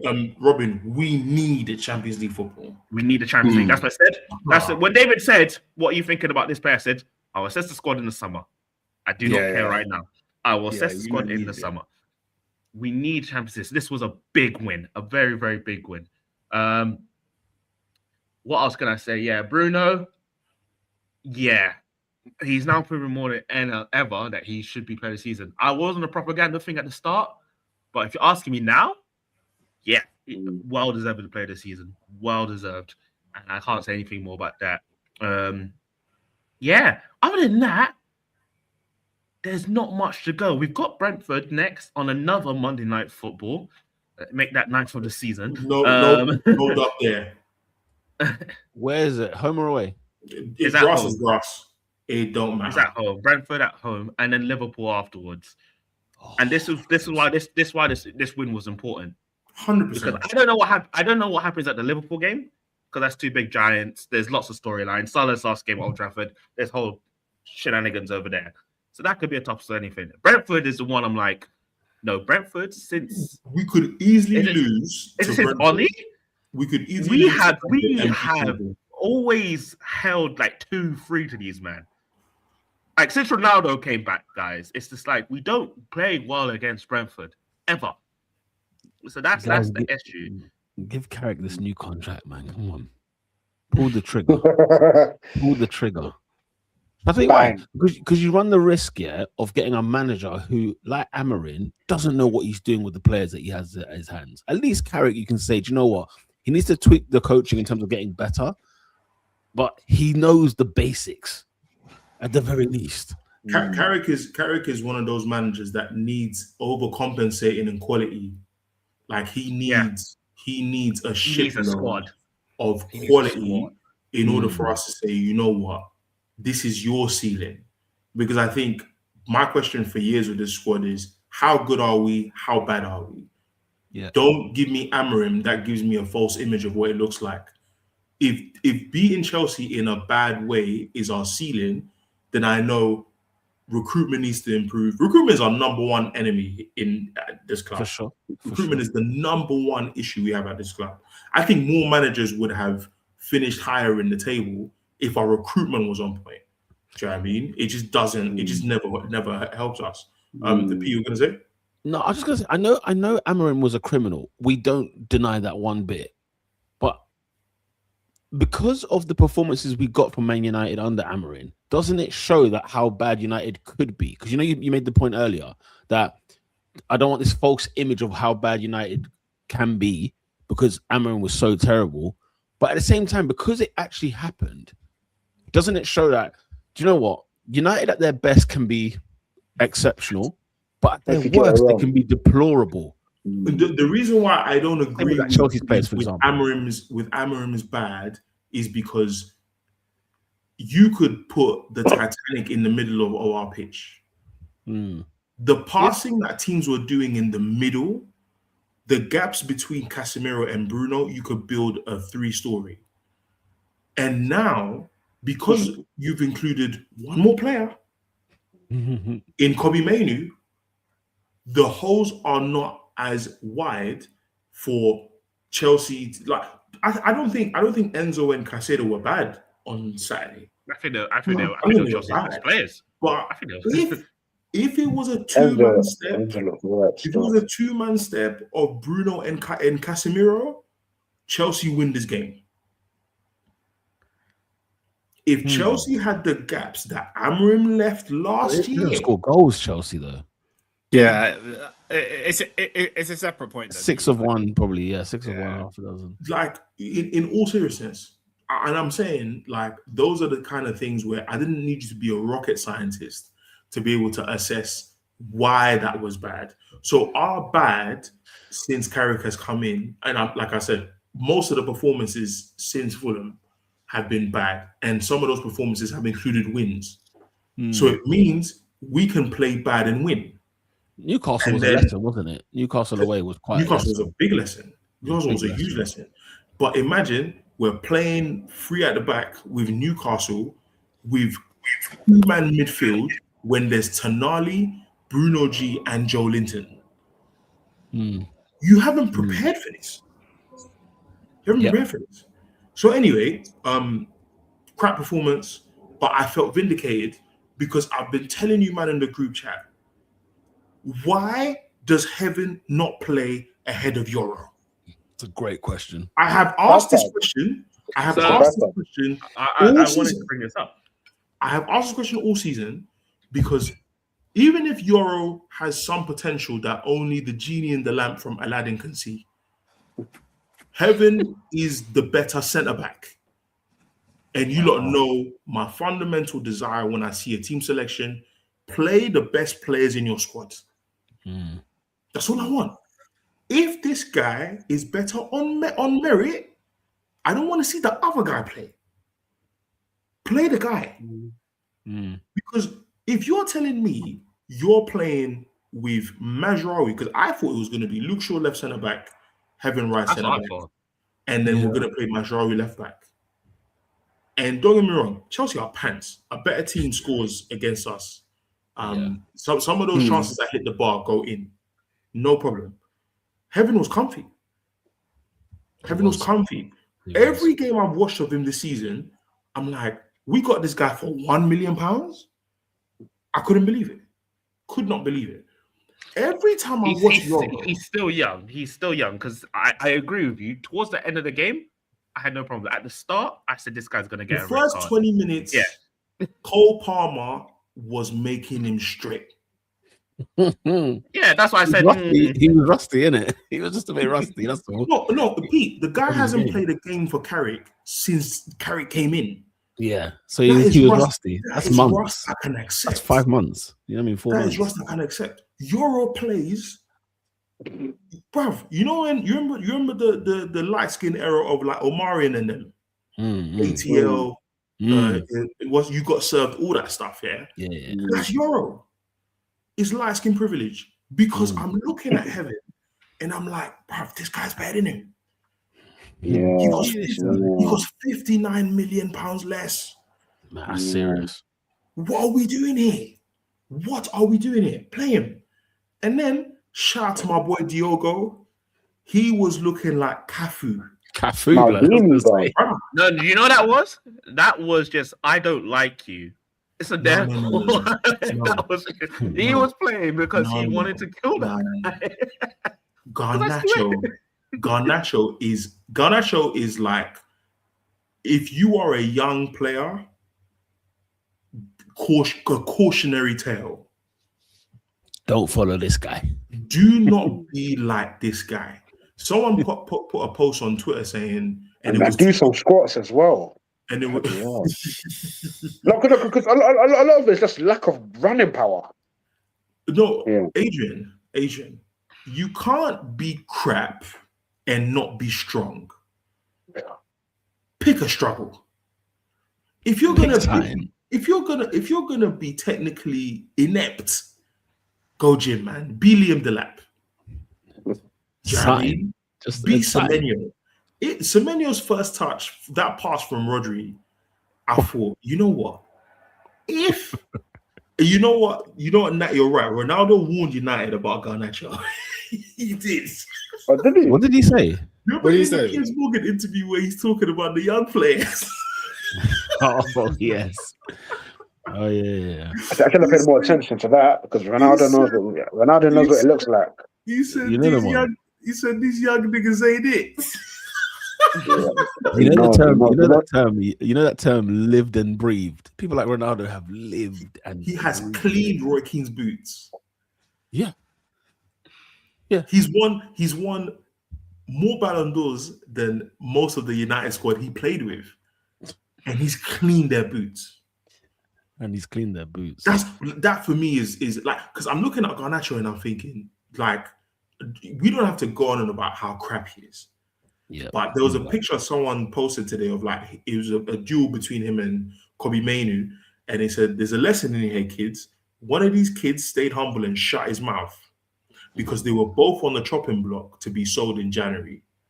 One has bided his time and the good Lord has given him just reward. New contract soon come. Alejandro Garnacho went for 40 million. He's on Sloane Square. He's in Knightsbridge. He's living the quote-unquote life. And now the club that you're at is saying that they might want to... That's crazy. You know where he'll be? Real Betis, mate. That's the end of him now. And I'll be honest with you. I don't know, man. I can't put the two together. Like, Garnacho's crap and he's crap, innit? Kobe's a good player. So I don't feel like the two stories can be aligned. Nah. Same school. Amorim did not want to play Kobe Mainu. Yeah, but you can't say you can't go back to that situation and go, they were both in the same boat. One acted right, one didn't act right. Like, but that is what happened, though. Literally what happened. Exactly what happened. No. Because if Kobe did what Garnacho did, Kobe goes to Chelsea and plays for Chelsea well. Garnacho doesn't. No. We're not talking about his talent. We are saying that public perception of who you are matters outside of your actual ability. Like I don't believe in that either. No. Being likable matters. Not in football. Yes, it does. No, bro, Garnacho gets booed at every ground, and yes, it's telling, bro. Not a single former player shook his hand. It's telling, man. If Garnacho was good, none of that was matter. No, because you're producing. I'm saying that we don't have to talk about how. No, we don't have to talk about how crap. It adds to it, though. I'm not saying it doesn't add to it. What I'm saying is that he's under a lot of pressure. You don't seem to have the humility. Like Anthony was a better player than Garnacho was. Anthony didn't slander the club. Anthony wasn't feeding squad lists to newspapers. He wasn't doing that. And I'm saying that. Yeah, bro, that was a pirate, Brother, bro. him and his brother. Was he confirmed the rap? A lot of people were the rap. First it was Rashford, then it was Garnacho. No, so it was Garnacho. When he left, and his brother Robert. When he left, we didn't have a single squad leaked. Now, but in fairness, if I was the rat, that's the time I'd stop too. And then there was a report. And Chelsea had a couple of Chelsea leaks, by the way. Chelsea leaks. Following him, Kukurea just said, "You know what? It's time." So what I'm saying is, like, not a single United player at halftime wanted to dap you up. People were laughing in the comments on social media when you were Luke Shaw. Yeah. I'm saying to you, being likable in football matters. Yeah, it matters. And especially if you haven't got much talent. You're not 30. You're not even 30. You're not an accomplished 30-year-old who you're not even Joey Barton, who at least had a career. 2004. She's going to be 22 this year. Yeah. Okay. He's 21. Yeah, right now he's 21. Right. He's 21 right now. But anyway, I think I agree with Oscar. I think the top 4/5 is done, and then we will go from there. Wow. Man United going marching on. I'll tell you who else marched on. First win for Liverpool at the Hill Dickinson. They draw the first blood in the Merseyside derby. Hey. Everton, it's funny when you start. That's all I can say about that game. I have to go sing some ships. Yeah, at the Bramley Dock. Oh, sorry there, Sonny Jim. There's been a goal at Selhurst Park. Please tell me. It is 1-0 to Crystal Palace, but however, for flip's sake. However, it might be offside, lads. Who scored the goal? It's offside. Doesn't matter. Does not matter. I know. Now, I beat a screen golden. Why is my screen golden? I saw your heart break. Oh, honestly, because you wanted some feedback. You wanted a name. You wanted something. Yeah, you know what? Robin is the true Chris Kamara, blood. He's the Chris Kamara on this podcast, man. Flip me. Yeah, I mean, listen, Liverpool got the win right at the death. I mean, 100 minutes of football and Virgil van Dijk at the Hill Dicky is very ironic. Talk to me, Andy. Hey, Alf. Hey, yo. Talk to me. Hey, yo, referee. Is it not? No, it's not. You know it is. You know it is. AD. Yo. Liverpool snatched the win, man. You nicked it. How you feeling? You know what, man? I've been miserable, and I've been miserable for a long time, because I came into this derby because normally I'm up for a derby. As I say, derby is probably like the third game I look for, right? Merseyside derby. I love it. I love the passion. I love the tussle. I love not necessarily the quality of the games actually, because I think that the quality of the games tends to be quite bad. But the game is something that means a lot. It really, really means a lot. But I just came into this with dread. I really didn't fancy going to Everton based off, just the season that we've had, based off the week that we've had. And just watching the game, bro, was absolutely dross, to be honest with you. But obviously happy Van Dijk. Obviously scored, last minute winner. Obviously King Mo doing what King Mo does best. But I can't lie to you, man. Do you know what kind of dawned on me in this game? What's that?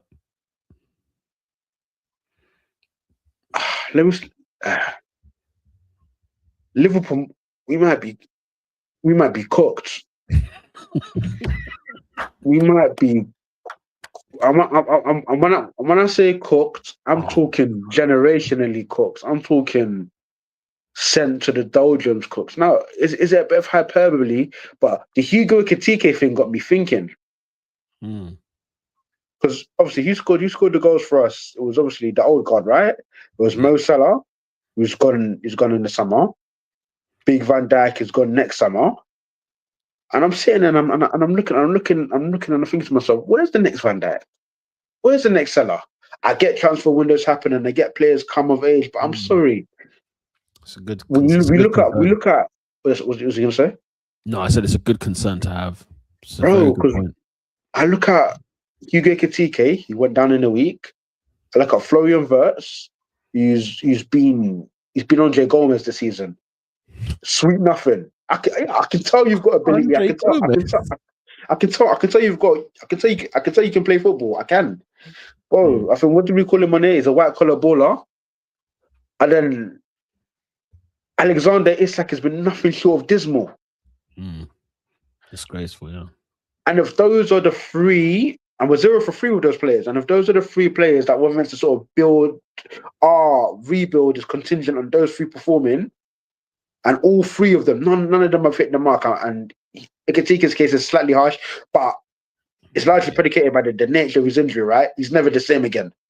Whatever Ekitike we were getting is capped. It's capped at 60%. Whatever guy we thought we were getting, that's it. So I sit and I think to myself, what do you guys think? Like, I think Liverpool, I think we're in deep water. I think if you get a new manager, I think you'll be okay. I think you'll be okay. I think a lot of your players will be a lot better than we give them credit for under a new manager. And I don't hate Slot. I just think he's lost the dressing room. He's lost them. And I think that if you had I don't know, Iraola's now leaving Bournemouth, right? I'm not saying he's the answer, but you need something fresh. You need something new. And I think we will get much better performances out of your Verts, out of your Frimpongs, Kirkes, because you've bought players. You bought players that are to strengthen the squad, to move the squad on forward. We have got an Isak in there. Ekitike, okay, we can park him for the time being. But there's players there that I think there's still more. I think there's still more to come from Chiesa. I think there's still. I think there's one last throw of the dice. Maybe Chiesa is departing this summer. I can tell you that for sure. One last throw of the dice on Gakpo. Maybe. But just as in under the new manager, maybe one last throw. Robin said, huh? Maybe not a starter, but just one last throw. Liverpool needs surgery. Liverpool needs surgery. And do you know what's the most? It's the most oxymoron thing because they spent 450 million, and I don't want people to forget that they did. And what's happened there, and all that stuff. But with Salah leaving, that's a massive hole. Virgil van Dijk's got a final year. Let's see what he does next season. But they've not replaced the right back. They've not replaced adequately up top. And I just think they need to change them. I agree. The manager has lost the dressing room. There's so many things. But Robin, do you say surgery? Now, on this podcast in the past, we spoke about Manchester United needing surgery. I know we need surgery. That's why I can see it. I'm not talking about right now. I'm talking about in the past. This Liverpool side doesn't need surgery. They just need a new manager. It does. I think they need a new manager and 2 players. They just need a new manager, Robin. No, they need a couple players. They need a couple players. Well, first of all, everybody needs a couple players. That's not surgery. That's not what I'm considering surgery. Yeah, it's not surgery. It's not surgery. I agree with you. It's not surgery. I'm saying they need 4 plus is what. Not four. Four is ridiculous. 4 silly. I say 2. What's his line of thinking? Striker, centre half, midfielder. What? They've got Alexander Isak and Ekitike and another striker. They need another striker. No, Isak's the real deal. He's just been bad this year. He's the real deal. Another striker. They need also right winger as well. Get Robin. Let me tell you something. Newsflash. I've just named 5 positions. 5. Surgery. We don't agree with all 5. One of them's next season in your fantasy team, get Isak in your fantasy team. That's what I'll say. They've got 2 of the most expensive strikers in Premier history. Like Adrian said, he's not going to be the same. This is not Triple H redesigned. Isak will this is not the case. You will not be the same. And Isak, listen, guys. I don't think you guys listen. I was just speaking about this when it came to when I was talking about Chelsea. The new paint, that lick of paint that a new manager brings, it can change lives. But guys, there was a time on this podcast where Manchester United were an afterthought. Like we weren't even considering. Peter, do you remember we were talking about will Chelsea make top 4? Chelsea top 4 side. I promise you, Manchester United did not even enter my brain as a team that could possibly take that away from us. But they changed the manager. Lo and behold. And all of a sudden, half decent players show up to be half decent. All of a sudden, Bruno Fernandes is a player of the year contender. Player of the season, yeah. Do you know what I'm saying? So Oscar Aston Villa. Us making out like last year's Premier League champions are so far away from where they were. That's a bad season, man. We've seen it before. It's a bad season. And I think that's the elephant. I think that's the elephant in the room. Because I felt Oscar, that's the elephant. Because I think when you deep it, and in my opinion, I'm still going to stand on this. Last summer was a generational summer. That was exceptional. Like, you could have maybe you could have got the centre. No, you should have got the centre half over the line. Fine. Yeah. I'm so sorry, Arnie Slot. Bring your ass to the table. If I give you if I give you Isak, if I give you Verts, if I give you Ekitike, I give you a promising left back in Kirkus, and I tell you, brother Cook. And you serve me this slush. What am I going to do with a quiche? I'm going to do the quiche. Get out of my face, man. Robin is saying we need to go to Tesco, and I'm saying we just came back from Costco. They forgot ingredients. They have forgotten ingredients. They need to go. And it's not like they didn't have. If these ingredients open until 10, go. No, but guys, wake up and smell the coffee. Aren't enough, maybe the chef is the problem. That's what I'm saying. Wake up and smell the coffee, bro. Salah was player of the year last year and is leaving this summer. Wake up, man. Wake up. Oscar, I did get what you're saying. Out last year. Don't start with me. Last year. In 2025, I called him out, and Adrian knows because he kept calling me. I said, "Why are you calling out Arnie?" No, but you're not calling. He wasn't calling him to be fired. He won the league, surely. Bro, Robin was asking to have discussions before the league was even won. I'm like, I've been calling this brother out. I've been calling him out. You can't say I have not. Robin, these watches of yours, yeah? Where's the Jacob, man? Where's the Jacob? You know what I'm saying? He's been quiet, blood. He's been quiet with these watches. I ain't been calling this guy out. You can't say. Right. Anyway, I digress. Yes. Any more Liverpool? It's on Everton because I'm a bit annoyed with them because they were peppering Liverpool, and then it's just like they go. Wait, what does peppering mean? I mean, peppering. They were there. The thing is, yeah, Everton's squad will listen. Every now and again, you're gonna get that kind of performance because the squad is Kieran Dyer, man. Like seeing Beto have that 1-on-1 and send it for a throw-in. Oh, he's trash. He's trash. Listen, nah, man, come on. You know what's sad? Like he kind of saw what he was trying to do, but he just ain't got the ability. He thought he was Thierry Henry. He tried to get the nah. Listen, bruv, go hit out the list. Everton are still in the mix for that top 4, man. Strangely. They ain't contention for Europe. They ain't not top 4. I mean, they're 5 points off top 4. It's madness. No, they're not. As in off the top, like whatever it is, whoever's 5th place. It might be 5th. Yeah, that's Europe, but yeah, for Europe, not top 4. They're like 13 points behind. Brother, they're 55. Listen, they're 8. There's 3 and 5 is 8. They're 8 points off Liverpool. Everton. They ain't catching them. No, it was a 6-pointer. It was a 6-pointer, to be fair. It was a 6-pointer. Anyway, anything else, AD, before we move? Yeah, no, I think my main, as I said, maybe it's a bit overblown, but I get a quality manager changes things, but I just think our 3 marquee pieces that are meant to fire us into a new stratosphere. It's been a wet fart. It's been a cold wet fart, yeah. Wow. Wow. Well, you know, as much as your season has not been great and it has been bad and horrible and everything else, it's just not as bad. They will be in the Champions League next season. It's not as bad as it's the coach. Obviously, it's the coach. We're getting a better coach, and yes, it's looking liquid gravy again. I get that, but I don't like how you've interrupted my line. Alonso? I don't like how you've interrupted my line here, guys. Okay. Because I literally said, as long as you can talk about how bad your season is, I said nothing could be worse than Tottenham's, and then you're there talking about Alonso. Let's get the hell out. I was asking him, what does he want? What does he want? Oh, what? Who does he want as a Liverpool manager? Who do you want? That's That's a fair question. Yeah, fair. After ask me at the end of the season. My Bring mind in is. Iraola and call it a day, mate. No, I'm tired of these gimmick guys, man. Is he the real deal? Now, bring in Javi Alonso, to be fair. That Listen, would give me lift Eddie Howe. Give me where's Ernest? Give me Eddie Howe. Give me Eddie Howe. Give it to me. He's Give me gone Eddie back to Howe. the black and white. He's gone back to the black and white. Give me Eddie Howe, Eddie man. Howe. Proper coach. There's nothing I'd Give me love Eddie. more than for Liverpool to get Eddie Howe. That'd be crazy. It's full time at Selhurst Park. It is Crystal Palace 0, West Ham United 0. That's poor from West Ham. They needed a point. It's a They good point. needed It's a good three point. points there. It's It's a good not. point. I don't know. It's They not. could have buried needed that Spurs win. tonight. It's Guys, not. you're going on like Palace is a given to beat them. It's a good No, point. but it's not about givens at this point of the season, Pete. They've got 33 league points. Yeah. Tottenham have how many? 31.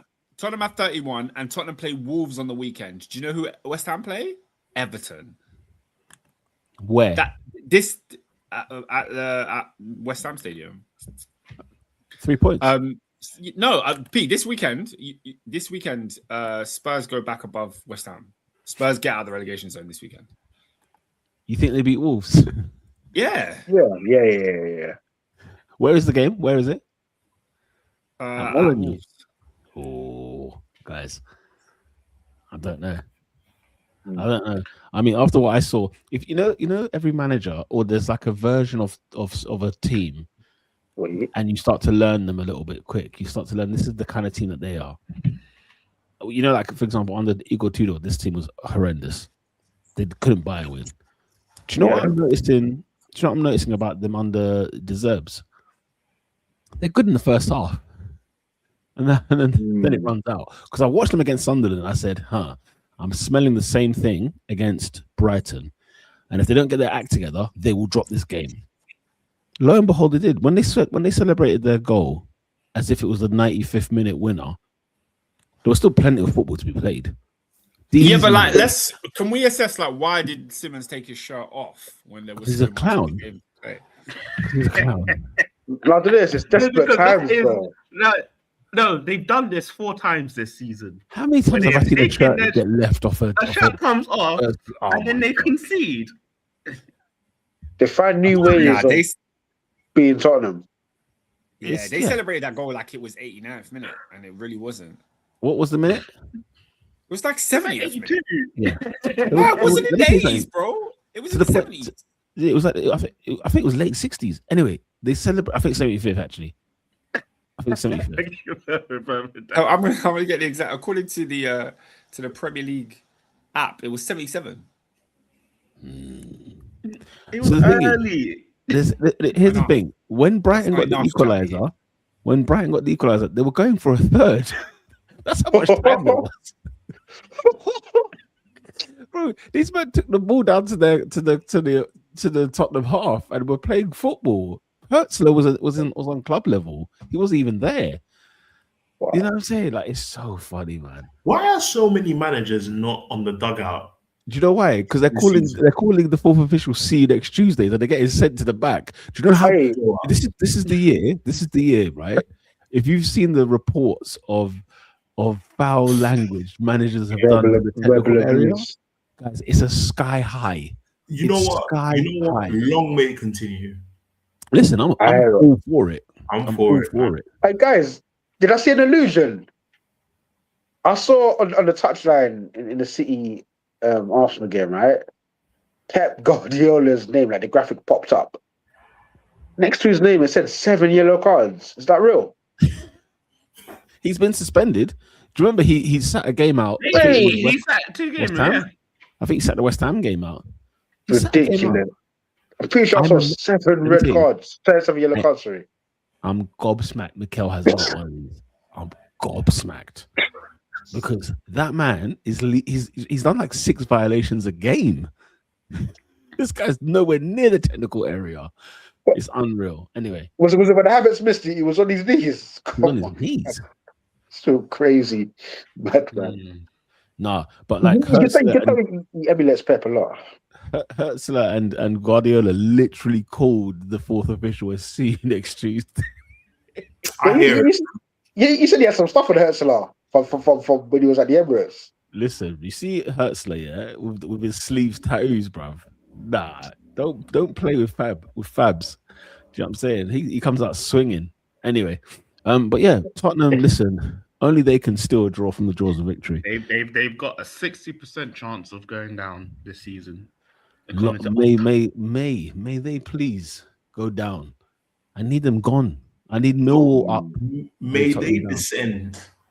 Oh yeah, I need it, man. I'm happy to see them dissolve. I don't care about Derby.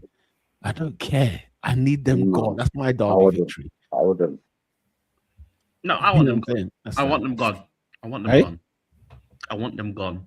Yeah, we want them gone. We want them gone. All right, let's wrap up. That fire sale, though, if you could pick one, go around the pound, if you could pick one Spurs player to pinch, who would it be? If he wasn't injury prone, Maddison. If he was not injury prone. No, factor in injury prone as well, like just the state of the player, age. Then none of them. No, difficult players. It can't be none of them. I'm not taking one. Oh, I'll take Kudus. Would you? Injuries included. He's better than all that. Yeah, that's what I'm saying. If we're not talking injuries, AD said take it as the state of play, as we know them to be. Yeah. I'm taking Kudus tomorrow. He's on a long hammy at the moment. He won't play. Who's available in their team? He's a doubt for the World Cup. The reason they're in the relegation. It's a very good question. Their squad's not available. What are we talking about? Should I read the injury list? I said Maddison, Kulusevski, Christian Romero's not even fit. I think Kulusevski all year. And Romero's leaving as well. You can't take Kulusevski. You can't take a single Spurs player. They are pants. Today. I still think Van der. You know what? Call me crazy. I still think Van der Ven in the right setup, I think he'll be liquid. AD, you're crazy. Yeah, call me mad. Crazy like a fox. Archie Gray as well. The thing is, Adrian, you're too happy to be called crazy. That's fine. No, but it's not though. Send me away. Nah, it's not, man. The thing is, the insult doesn't hurt when you're telling me to call you that. No, I think Van der Ven can be paid. No, that's crazy. That's an opinion you can have, but you need us to tell you to call you something that hurts you. I hear it. Could be a United fan. Oh my word! I'll look off the screen. I'll go so mad. That's the worst thing. A United fan. Oh man. What about an Arsenal fan? No, I've heard it quite a bit. I used to get called an Arsenal fan a lot, actually. Yeah, because you are. Because you are. I'm an Arsenal fan. This guy said he'd go to the parade. Nah, you man, I'd love nothing more. I swear to you, if Liverpool having the season they're having now, if it's contingent on Mark Guehi, and Mark Guehi wins the league this season, I'll stomach it. I'll take it. I'll be so happy. I'll be over the moon. To the parade last year. You had a parade. Life, man. And all that followed after that, it's a big regret, man. But man, it's true. It's a big regret, man. Let's go elsewhere in the Prem. Brentford 0, Fulham 0. This fixture seems to be exactly this every single year. Every single time they play each other, you'll never get those 90 minutes back. Leeds 3, Wolves 0. Leeds United marching on together. They look like they're going to stay up. Newcastle 1, AFC Bournemouth 2. My lord. Edward Howe. My lord. Edward Howe. Where is he, Peter? Where is he? These men are sitting in 14th place. They're camping. They're setting up camp. How many points are there from Europe, though? It was like 6. Let's say how many points from Europe? Let's see. I don't think Europe's on their agenda. What's Europe? What are we calling Europe? Is it 8th? 7th? Anything. Seventh. They're only 6 points from 7th. Yes. 2 wins. It's a lot to ask for. It's a lot. But big up Bournemouth and big up Andoni Iraola, man. He's done a superb job at Bournemouth. He's announced that he's leaving. He's Where do you guys think he'll go? Bilbao. Liverpool. Oh, You will see him in Bilbao. That's so lame, man. I think he'll leave the Premier League. I think That's he so will. lame. I think he's going to Liverpool. It's But where you he's can't from. even buy players. I think he wants to go home. Do you think? And Ernest is saying Liverpool. Would you take it, AD? Yeah, definitely. Especially Liverpool. And it's not. By the way, you see these Basque man. If that's true, yeah, we need to put them under the light. Iriola, homesick. Iramendi, you remember when he used to collapse during our Classico games because you're gonna hack it? Martin Zubamendi. Who's Anaki Williams signed like a 12-year contract because he didn't want to leave. Aye, the dossier. These Basque man, call it out. I need to call it out. These Basque man, they're not on it. They're not on it for the war. They're not. Bro, that's 4 man, you know, off my brainwave. I didn't make it up. I can't breathe. Oh my The only one that had a bit of swag and pizzazz about him, he was bloody French anyway in Laporte. These Basque man, they're not built for it, man. They're not built for it. How can he collapse in the changing room? You know who was on it? Ander Herrera. He's Basque, yeah? He's a buy. Bro, we had to give him the check to send back to Sociedad. sorry, Bilbao. Isn't like Emery and Arteta from the Basque? Arteta is. Alonso is. When I just look at certain names in Spain, yeah, like let's have it right. Emery's. If it's got an X in there, there's a good chance. Yeah, Zogian, I think is his final surname. I don't think that's a Spaniard. That's a he looks Transylvanian. Emery. Yeah, like Dracula. He looks I thought it was Turkey. I thought it was Turkish at first. I'll be honest. You look like Dracula for sure. Okay. Yeah, Newcastle 1, Bournemouth 2. We did Spurs, Brighton 2-2, Chelsea. Hold on. That's all we're gonna say about Etihad and Newcastle. I think it's late, isn't it? It's late. No. Peter, let them ether. Let them ether him because he deserves to be ethered.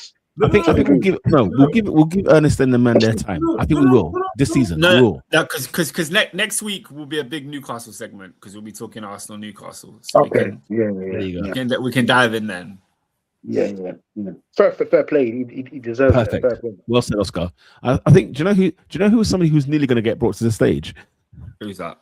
Unai Emery, Aston Villa 4, Sunderland 3. Did you not see this? So why does Peter want to bring Unai Emery to the stage? No, They almost as in, I'm fumbled it. talking They're like like 3-1 segment up. later on in life. I'm talking about segment later on. Because, guys, this is one thing we need to stop with Peter, yeah, because he gets away with criminal activity, yeah, and you lot allow it. All No, the time. Oscar, Listen. you can't say me. Ernest, do you know what I love? Yeah, let me ask Oscar this. Oscar. Wait, Oscar, did you watch that? Did you watch Villa Sunderland? I didn't. 2 o'clock on a Sunday. Can I say what happened? Yeah, by the way, the worst kickoff time ever. Villa were 3-0 up and cruising. Yeah. It went to 3-3. And then Villa scored in the 93rd minute. I saw Tammy Abraham score, but he didn't celebrate because he dislocate his arm or something. Yeah. And then did you see Emery's celebration? I think Emery was going to let a rifle off if they went in at 3-3. Okay, but Pete, why I have to get onto you, yeah, is because you have this thing, because you did it the other day with Chelsea in the group chat when you were like, Chelsea are not a top 4 side, and you do it with Villa as well. You have this thing about Emery, yeah, where you don't rate Emery, you don't think he's good. So that's Peter's position on Emery, yeah. It's Arsenal fans in general. It's a lot of Arsenal fans. True? Is that true? Let me go. You have your thing with Emery. Let me explain, and then maybe you can walk it back after. Yeah? Maybe You have your thing with Emery, yeah, and it's like you don't like what he's doing. But I remember Villa lost the first 5 games of the season or something crazy. Yeah, everyone was like, 7. Villa going down, and I said on this podcast after the 5th game, I was like, guys, it's the first 5 games of the season. Calm the hell down. Villa will turn it around and be a decent side. And what happened? Villa are now almost solidified in the Champions League this year. Yeah. They're going to be in the top 4 or top 5, thanks to Unai Emery having a great, absolutely like season with them. They won this weekend. Not only did they win this weekend, they also put themselves into the Europa League semi-final this weekend. So it's been a fantastic week for Villa. And the first thing you say is, I was gonna get at Emery. Why? You have no reason to get at Emery. Oscar, because if he bottled a 3-0 lead, everyone gets brought to the stage. You're all better. And by the way, listen, let's be clear. I rate Unai Emery. I do. It's just when I see him get bum licked, that's when I turn around and say, "Hang on a minute, guys." No, but Pete, you have to give the praise when he does what you. Okay, let's praise him. Let's praise him now. Fantastic achievement for what he did in the Europa League. Villa are one game, 2 legs away from their first European final in 44 years. What he's done at Aston Villa, he has transformed that football club. Let's be very clear. I will give Emery all the praise. Trust me, I've got a bag of praise for him. All I said about Edward Howe is that Newcastle is his level. Adrian and Peter looked at me like I said he stinks. and yet, a 4-3 dub with all the accolades you just mentioned this season. These are wanted to bring it to the stage. No. Only like I said, not in the stage not to the stage like he's a fraudulent manager or anything of that nature. It's just the thing of who goes 3-0 up at home and drop it. Oscar's right, though. You are way more willing to put on the judge's gown and the gavel. Listen, I have trauma with this guy. I have trauma. Listen, I have trauma with Unai, as you know. No, Ernest, what's the hammer called? The gavel. The gavel. Bro, I'm looking at Newcastle. They are knee deep in the bottom 10. 42 points, so they have just escaped relegation. We're safe for another year, boys. Guys. No. Listen, Newcastle should hold their licks as well, and Eddie Howe included. They should all hold their licks this year. I didn't say he's bad. I didn't say he stinks. I just said Newcastle's his level. Fair. Oh, he sucks. Nottingham Forest 4, Burnley 1, and as you said, Palace 0, West Ham 0. Who was? Yeah, I was gonna say the Wolves stat because now Wolves are officially relegated, and Mary's brought it up. Wolves have not moved position since Manchester United Football Club. Joao Gomez, get it done. Get it done. Wolves are officially relegated. Yeah, and they've not moved position since. Like even before the first ball was kicked, they're W. So he started in 20th position. For 2 seconds, because it's been fun. It's been a ride. When they came up, it's been one hell of a ride. Under Nuno Espirito Santo, they really did challenge, man. They were in Europe. They gave it their all. They were spending money left, right, and center. We got to learn Portuguese. You know what I'm saying? We were living La Vida Loca. But the time has now come, man. You know what I mean? When they came to the Premier League, they had like Adidas sponsors. You know what I mean? They're looking the part. They're looking crisp. Pedence, Neto, Jota. You know what I mean? What's my man? Jimenez. Now they don't even know what their sponsor is now. Is it Nubu? I saw their sponsors. Like, is it Fubu or something on their shirt that make their kits, right? They don't look the part no more. It's time for Fubu is crazy. Fubu that's a slap in the face. That's like Echo. Remember Echo back in the EKO? Yeah. Listen, shout out to Wolves. Who's the goal of the week? Matoma for me. Travis Simmons. Oh my God, Matoma. Javi Simmons, Rayan Cherki. Both of those goals. Oh man, there's a lot of good goals. There's a lot of good goals this weekend. Jeez. I'm gonna go Matoma. I'm going Travis Simmons. That one was I hear it, man. I hear it. Posting in, like I hear it. I'm not gonna lie. Matoma. Over Cherki, yeah. Interesting. Yeah, Matoma. AD. Shout out to Elise because that goal was fantastic towards the end against Madrid. Bayern wrapping up again in the Bundesliga. Okay, Matoma is the goal of the week. Player of the week. Morgan Gibbs White. Morgan Gibbs White. Morganic. That's it. Fantastic stuff. Also, hey, do you know what's so funny? Imagine he moved to Tottenham. Thank Christ. You know what, yeah? Imagine. Do you know what I thought after the Forest game? That's the move with the summer. In the group chat and I bottled it. But In the England squad, he's my number 10. Organic. Yeah. He's my number 10. Because when you think about it, go check the numbers as well. In this Forest side, I think he's the highest scoring Englishman this season, highest assisting Englishman. Is it? I think behind Ghana. Maybe Ghana's got more. But I was hearing things on the podcast. What? How could Ghana have more? Bro, yeah. Morgan Gibbs-White. Okay, Danny Welbeck and Morgan Gibbs-White both have 12 goals this season in the Premier League. Yeah, they got to stop. They got to stop talking. And where's Watkins? Where's Watkins? To be fair to Watkins, 11 goals. To be fair to Watkins, boy. Everyone shows. Who was I talking about? Double figures every year. I'm trying to think of how many assists Gibbs White's got, but who's he assisting? There's no one to assist. But if I look at goal contributions, right, goal involvements, Erling Haaland's got 30 goal involvements. That's not crazy. How many goals has he got? How many Premier League goals has he got? 23. You know what? Gibbs White has got only goals this season, 12 and 12. Fair enough. But I'm going.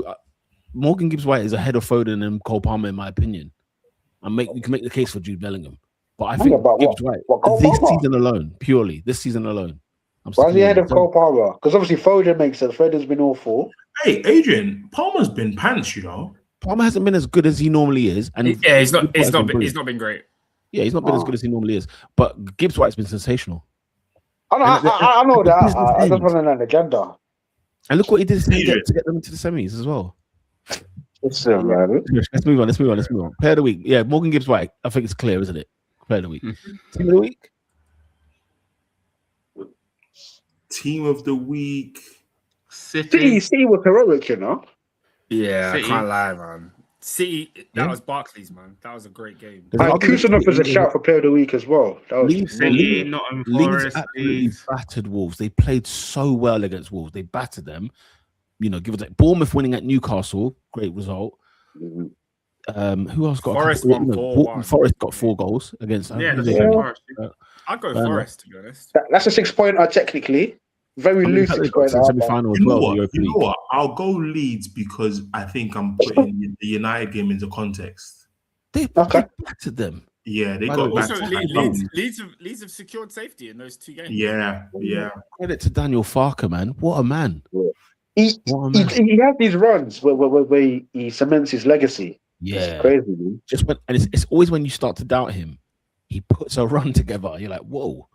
I just wish that his runs were longer. You know, like I wish Daniel Farker was one of the managers who stayed in the Prem, like Eddie Howe at Bournemouth, where you could say you're consistent Premier League, bottom 10, 9, 10, 11, 12. You reign in that position. Do you know what I mean? Leeds are expanding their stadium to like 53,000. It's about to get jumpy over there. That stadium has been for a long time. Honorable mention to Anton Stash. He's had a good season this season. He was underrated. Yeah, very underrated. Shout out Real Sociedad for winning Copa del Rey as well. Yeah. Yeah. Oh, that's what they were saying. Super Mendy won a trophy before it. Oh, I said, they won a trophy. Yeah. That's enough from you. Who's not that guy this week? There's Bear.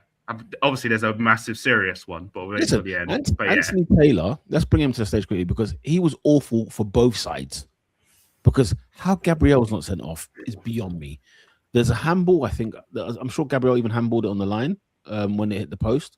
And when Havertz went down after Kusanov took him out, gobsmacked. They were the Arsenal fans were singing, "He's one of your own, he's one of your own," Anthony Taylor, and then the City fans were like, "He's one of our own, he's one of our own." That's when you know it's bad. you know it's bad. Who else throughout this week? I'm so sorry. I love him as a player, but Eduardo Camavinga. Man. You picking up the ball, kicking it away when you're on the yellow. Do you know what though? You gave the referee no choice. Peter, don't do it. Did he give the referee no choice? He gave Peter, don't do it. no choice. Now think about this, guys. I've seen man bottle a second yellow. He wasn't going to get a yellow. He wasn't going to get it, and then he picked up and started kicking it far away.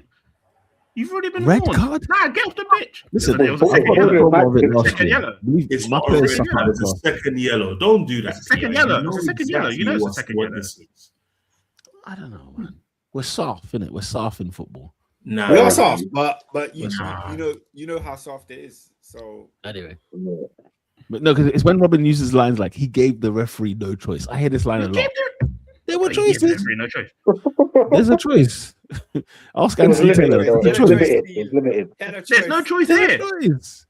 That's a discretionary wrongly. yellow card. That's Robin, a discretionary yellow Robin, card. can I ask you a question? Did Gabriel give the referee a chance? I mean, a choice on the weekend? I called it first. I just said Anthony Taylor is not that guy because Gabriel should have been off. No, but I just think let's just stop being pansies, right? Agreed. But you know where I stand on this stuff is the same reason why Lissandro Martinez should stay on the pitch. Yeah. Let the man them tussle. It's calm. Let us tussle. I genuinely think Peter might have changed my mind on VAR through that incident. But Because it was ridiculous. I think Camavinga should have been sent off because he's an idiot. But I think let the man them tussle. It's calm. So that's the issue. He wasn't getting the yellow for the tussle. He actually wasn't getting a yellow. It's that plus all the stuff he did afterwards. That's He the got a yellow. second yellow because he was an idiot. He was an idiot. That's why. But on the VAR thing, the reason I posted the video in the group is because what I'm hearing, which I think you all heard, is essentially if Haaland does not drop, that's calm. Guys, it's the corruption of English refereeing. It's the biggest, corruption and this is my issue is that VAR or no VAR whatsoever, we as a nation are not punishing referees for the stupidness of what they do. Robin, we are not, and that's my whole stance of fire all referees. Because VAR, as it is, it says it's in its name, video assistant referee. It's a tool. So if I've given you tools to make your thing, if I've given you tools to improve your game, but it is marginally making you worse, you are not fit to do the job. And that's what my whole stance is. I come from a job where you come and you do not deliver. Things can go very, very bad, very, very seriously, and you're not equipped to do the job. So therefore, you are removed. Yeah. I'm looking at referees from back in the day where titles have been decided, relegations have been decided from blunders, and we don't hear a word. We don't hear PIM. And the next day, they're back in the league. The worst punishment we're given right now is a week off. Excuse me? They're still getting paid. They're back. No, I'm so sorry. Referees are not good enough in this league, and we, as plus Italy, are the only two leagues in Europe that do a referee league system and have an academy. And you're producing this nonsense. It's a profession as well. It's the only two countries. I'm so sorry. Before we start attacking tools, look at the person in question. Are they equipped enough to do the job? And if the answer is no, out. So what are you going to do? Get them from Broadwater Farm? Where are you going to get these referees from then? So that's I said this whole reform needs to happen because first of all, Premier League referees, we rarely see new ones. So I'm looking at the whole league system in general. I'm like, what's the trading? What's going on here? We need a whole review. We need a whole review. Let me tell you something. Ipswich Borough, I saw a scandalous decision in that game. If it's a whole grassroots bottom to the top, then a whole reform needs to be done.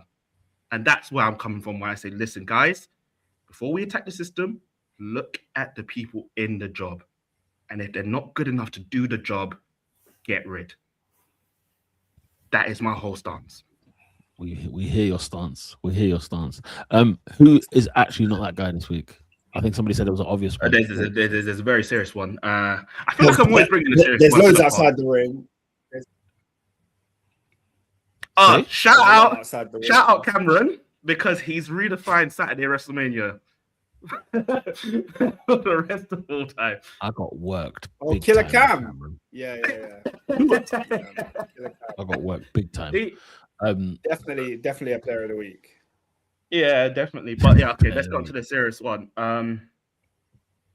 Yeah, I don't know this person. Apparently, is anyone watching Michael?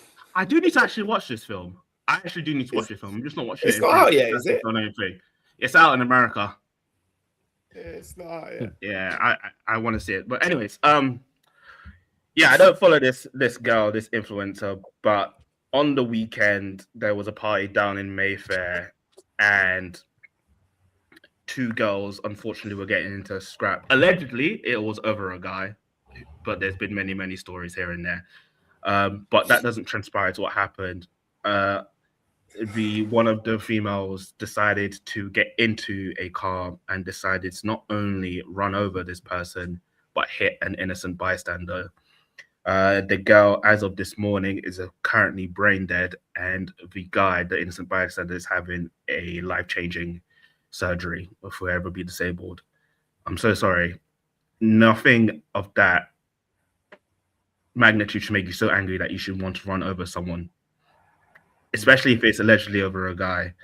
So, Gabriella, I can't remember your last name, but you are being done for murder and also drunk driving, along some other things. So, yeah, lifetime behind bars for you.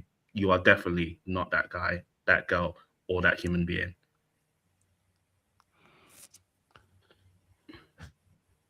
Idiot.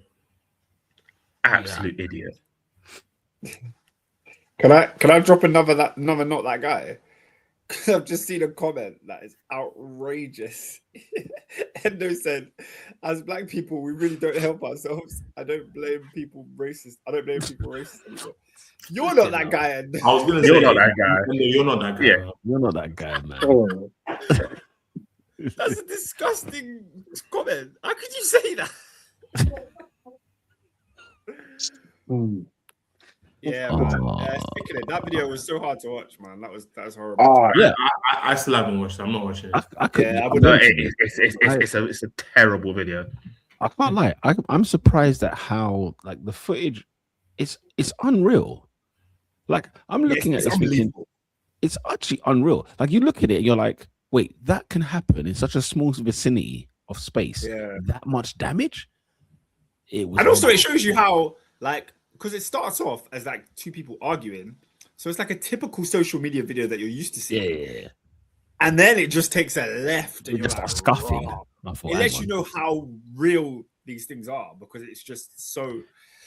Yeah, Yeah, people yeah, are dumb, man. that's horrific, man. That's horrific. So dumb. R.I.P. to the.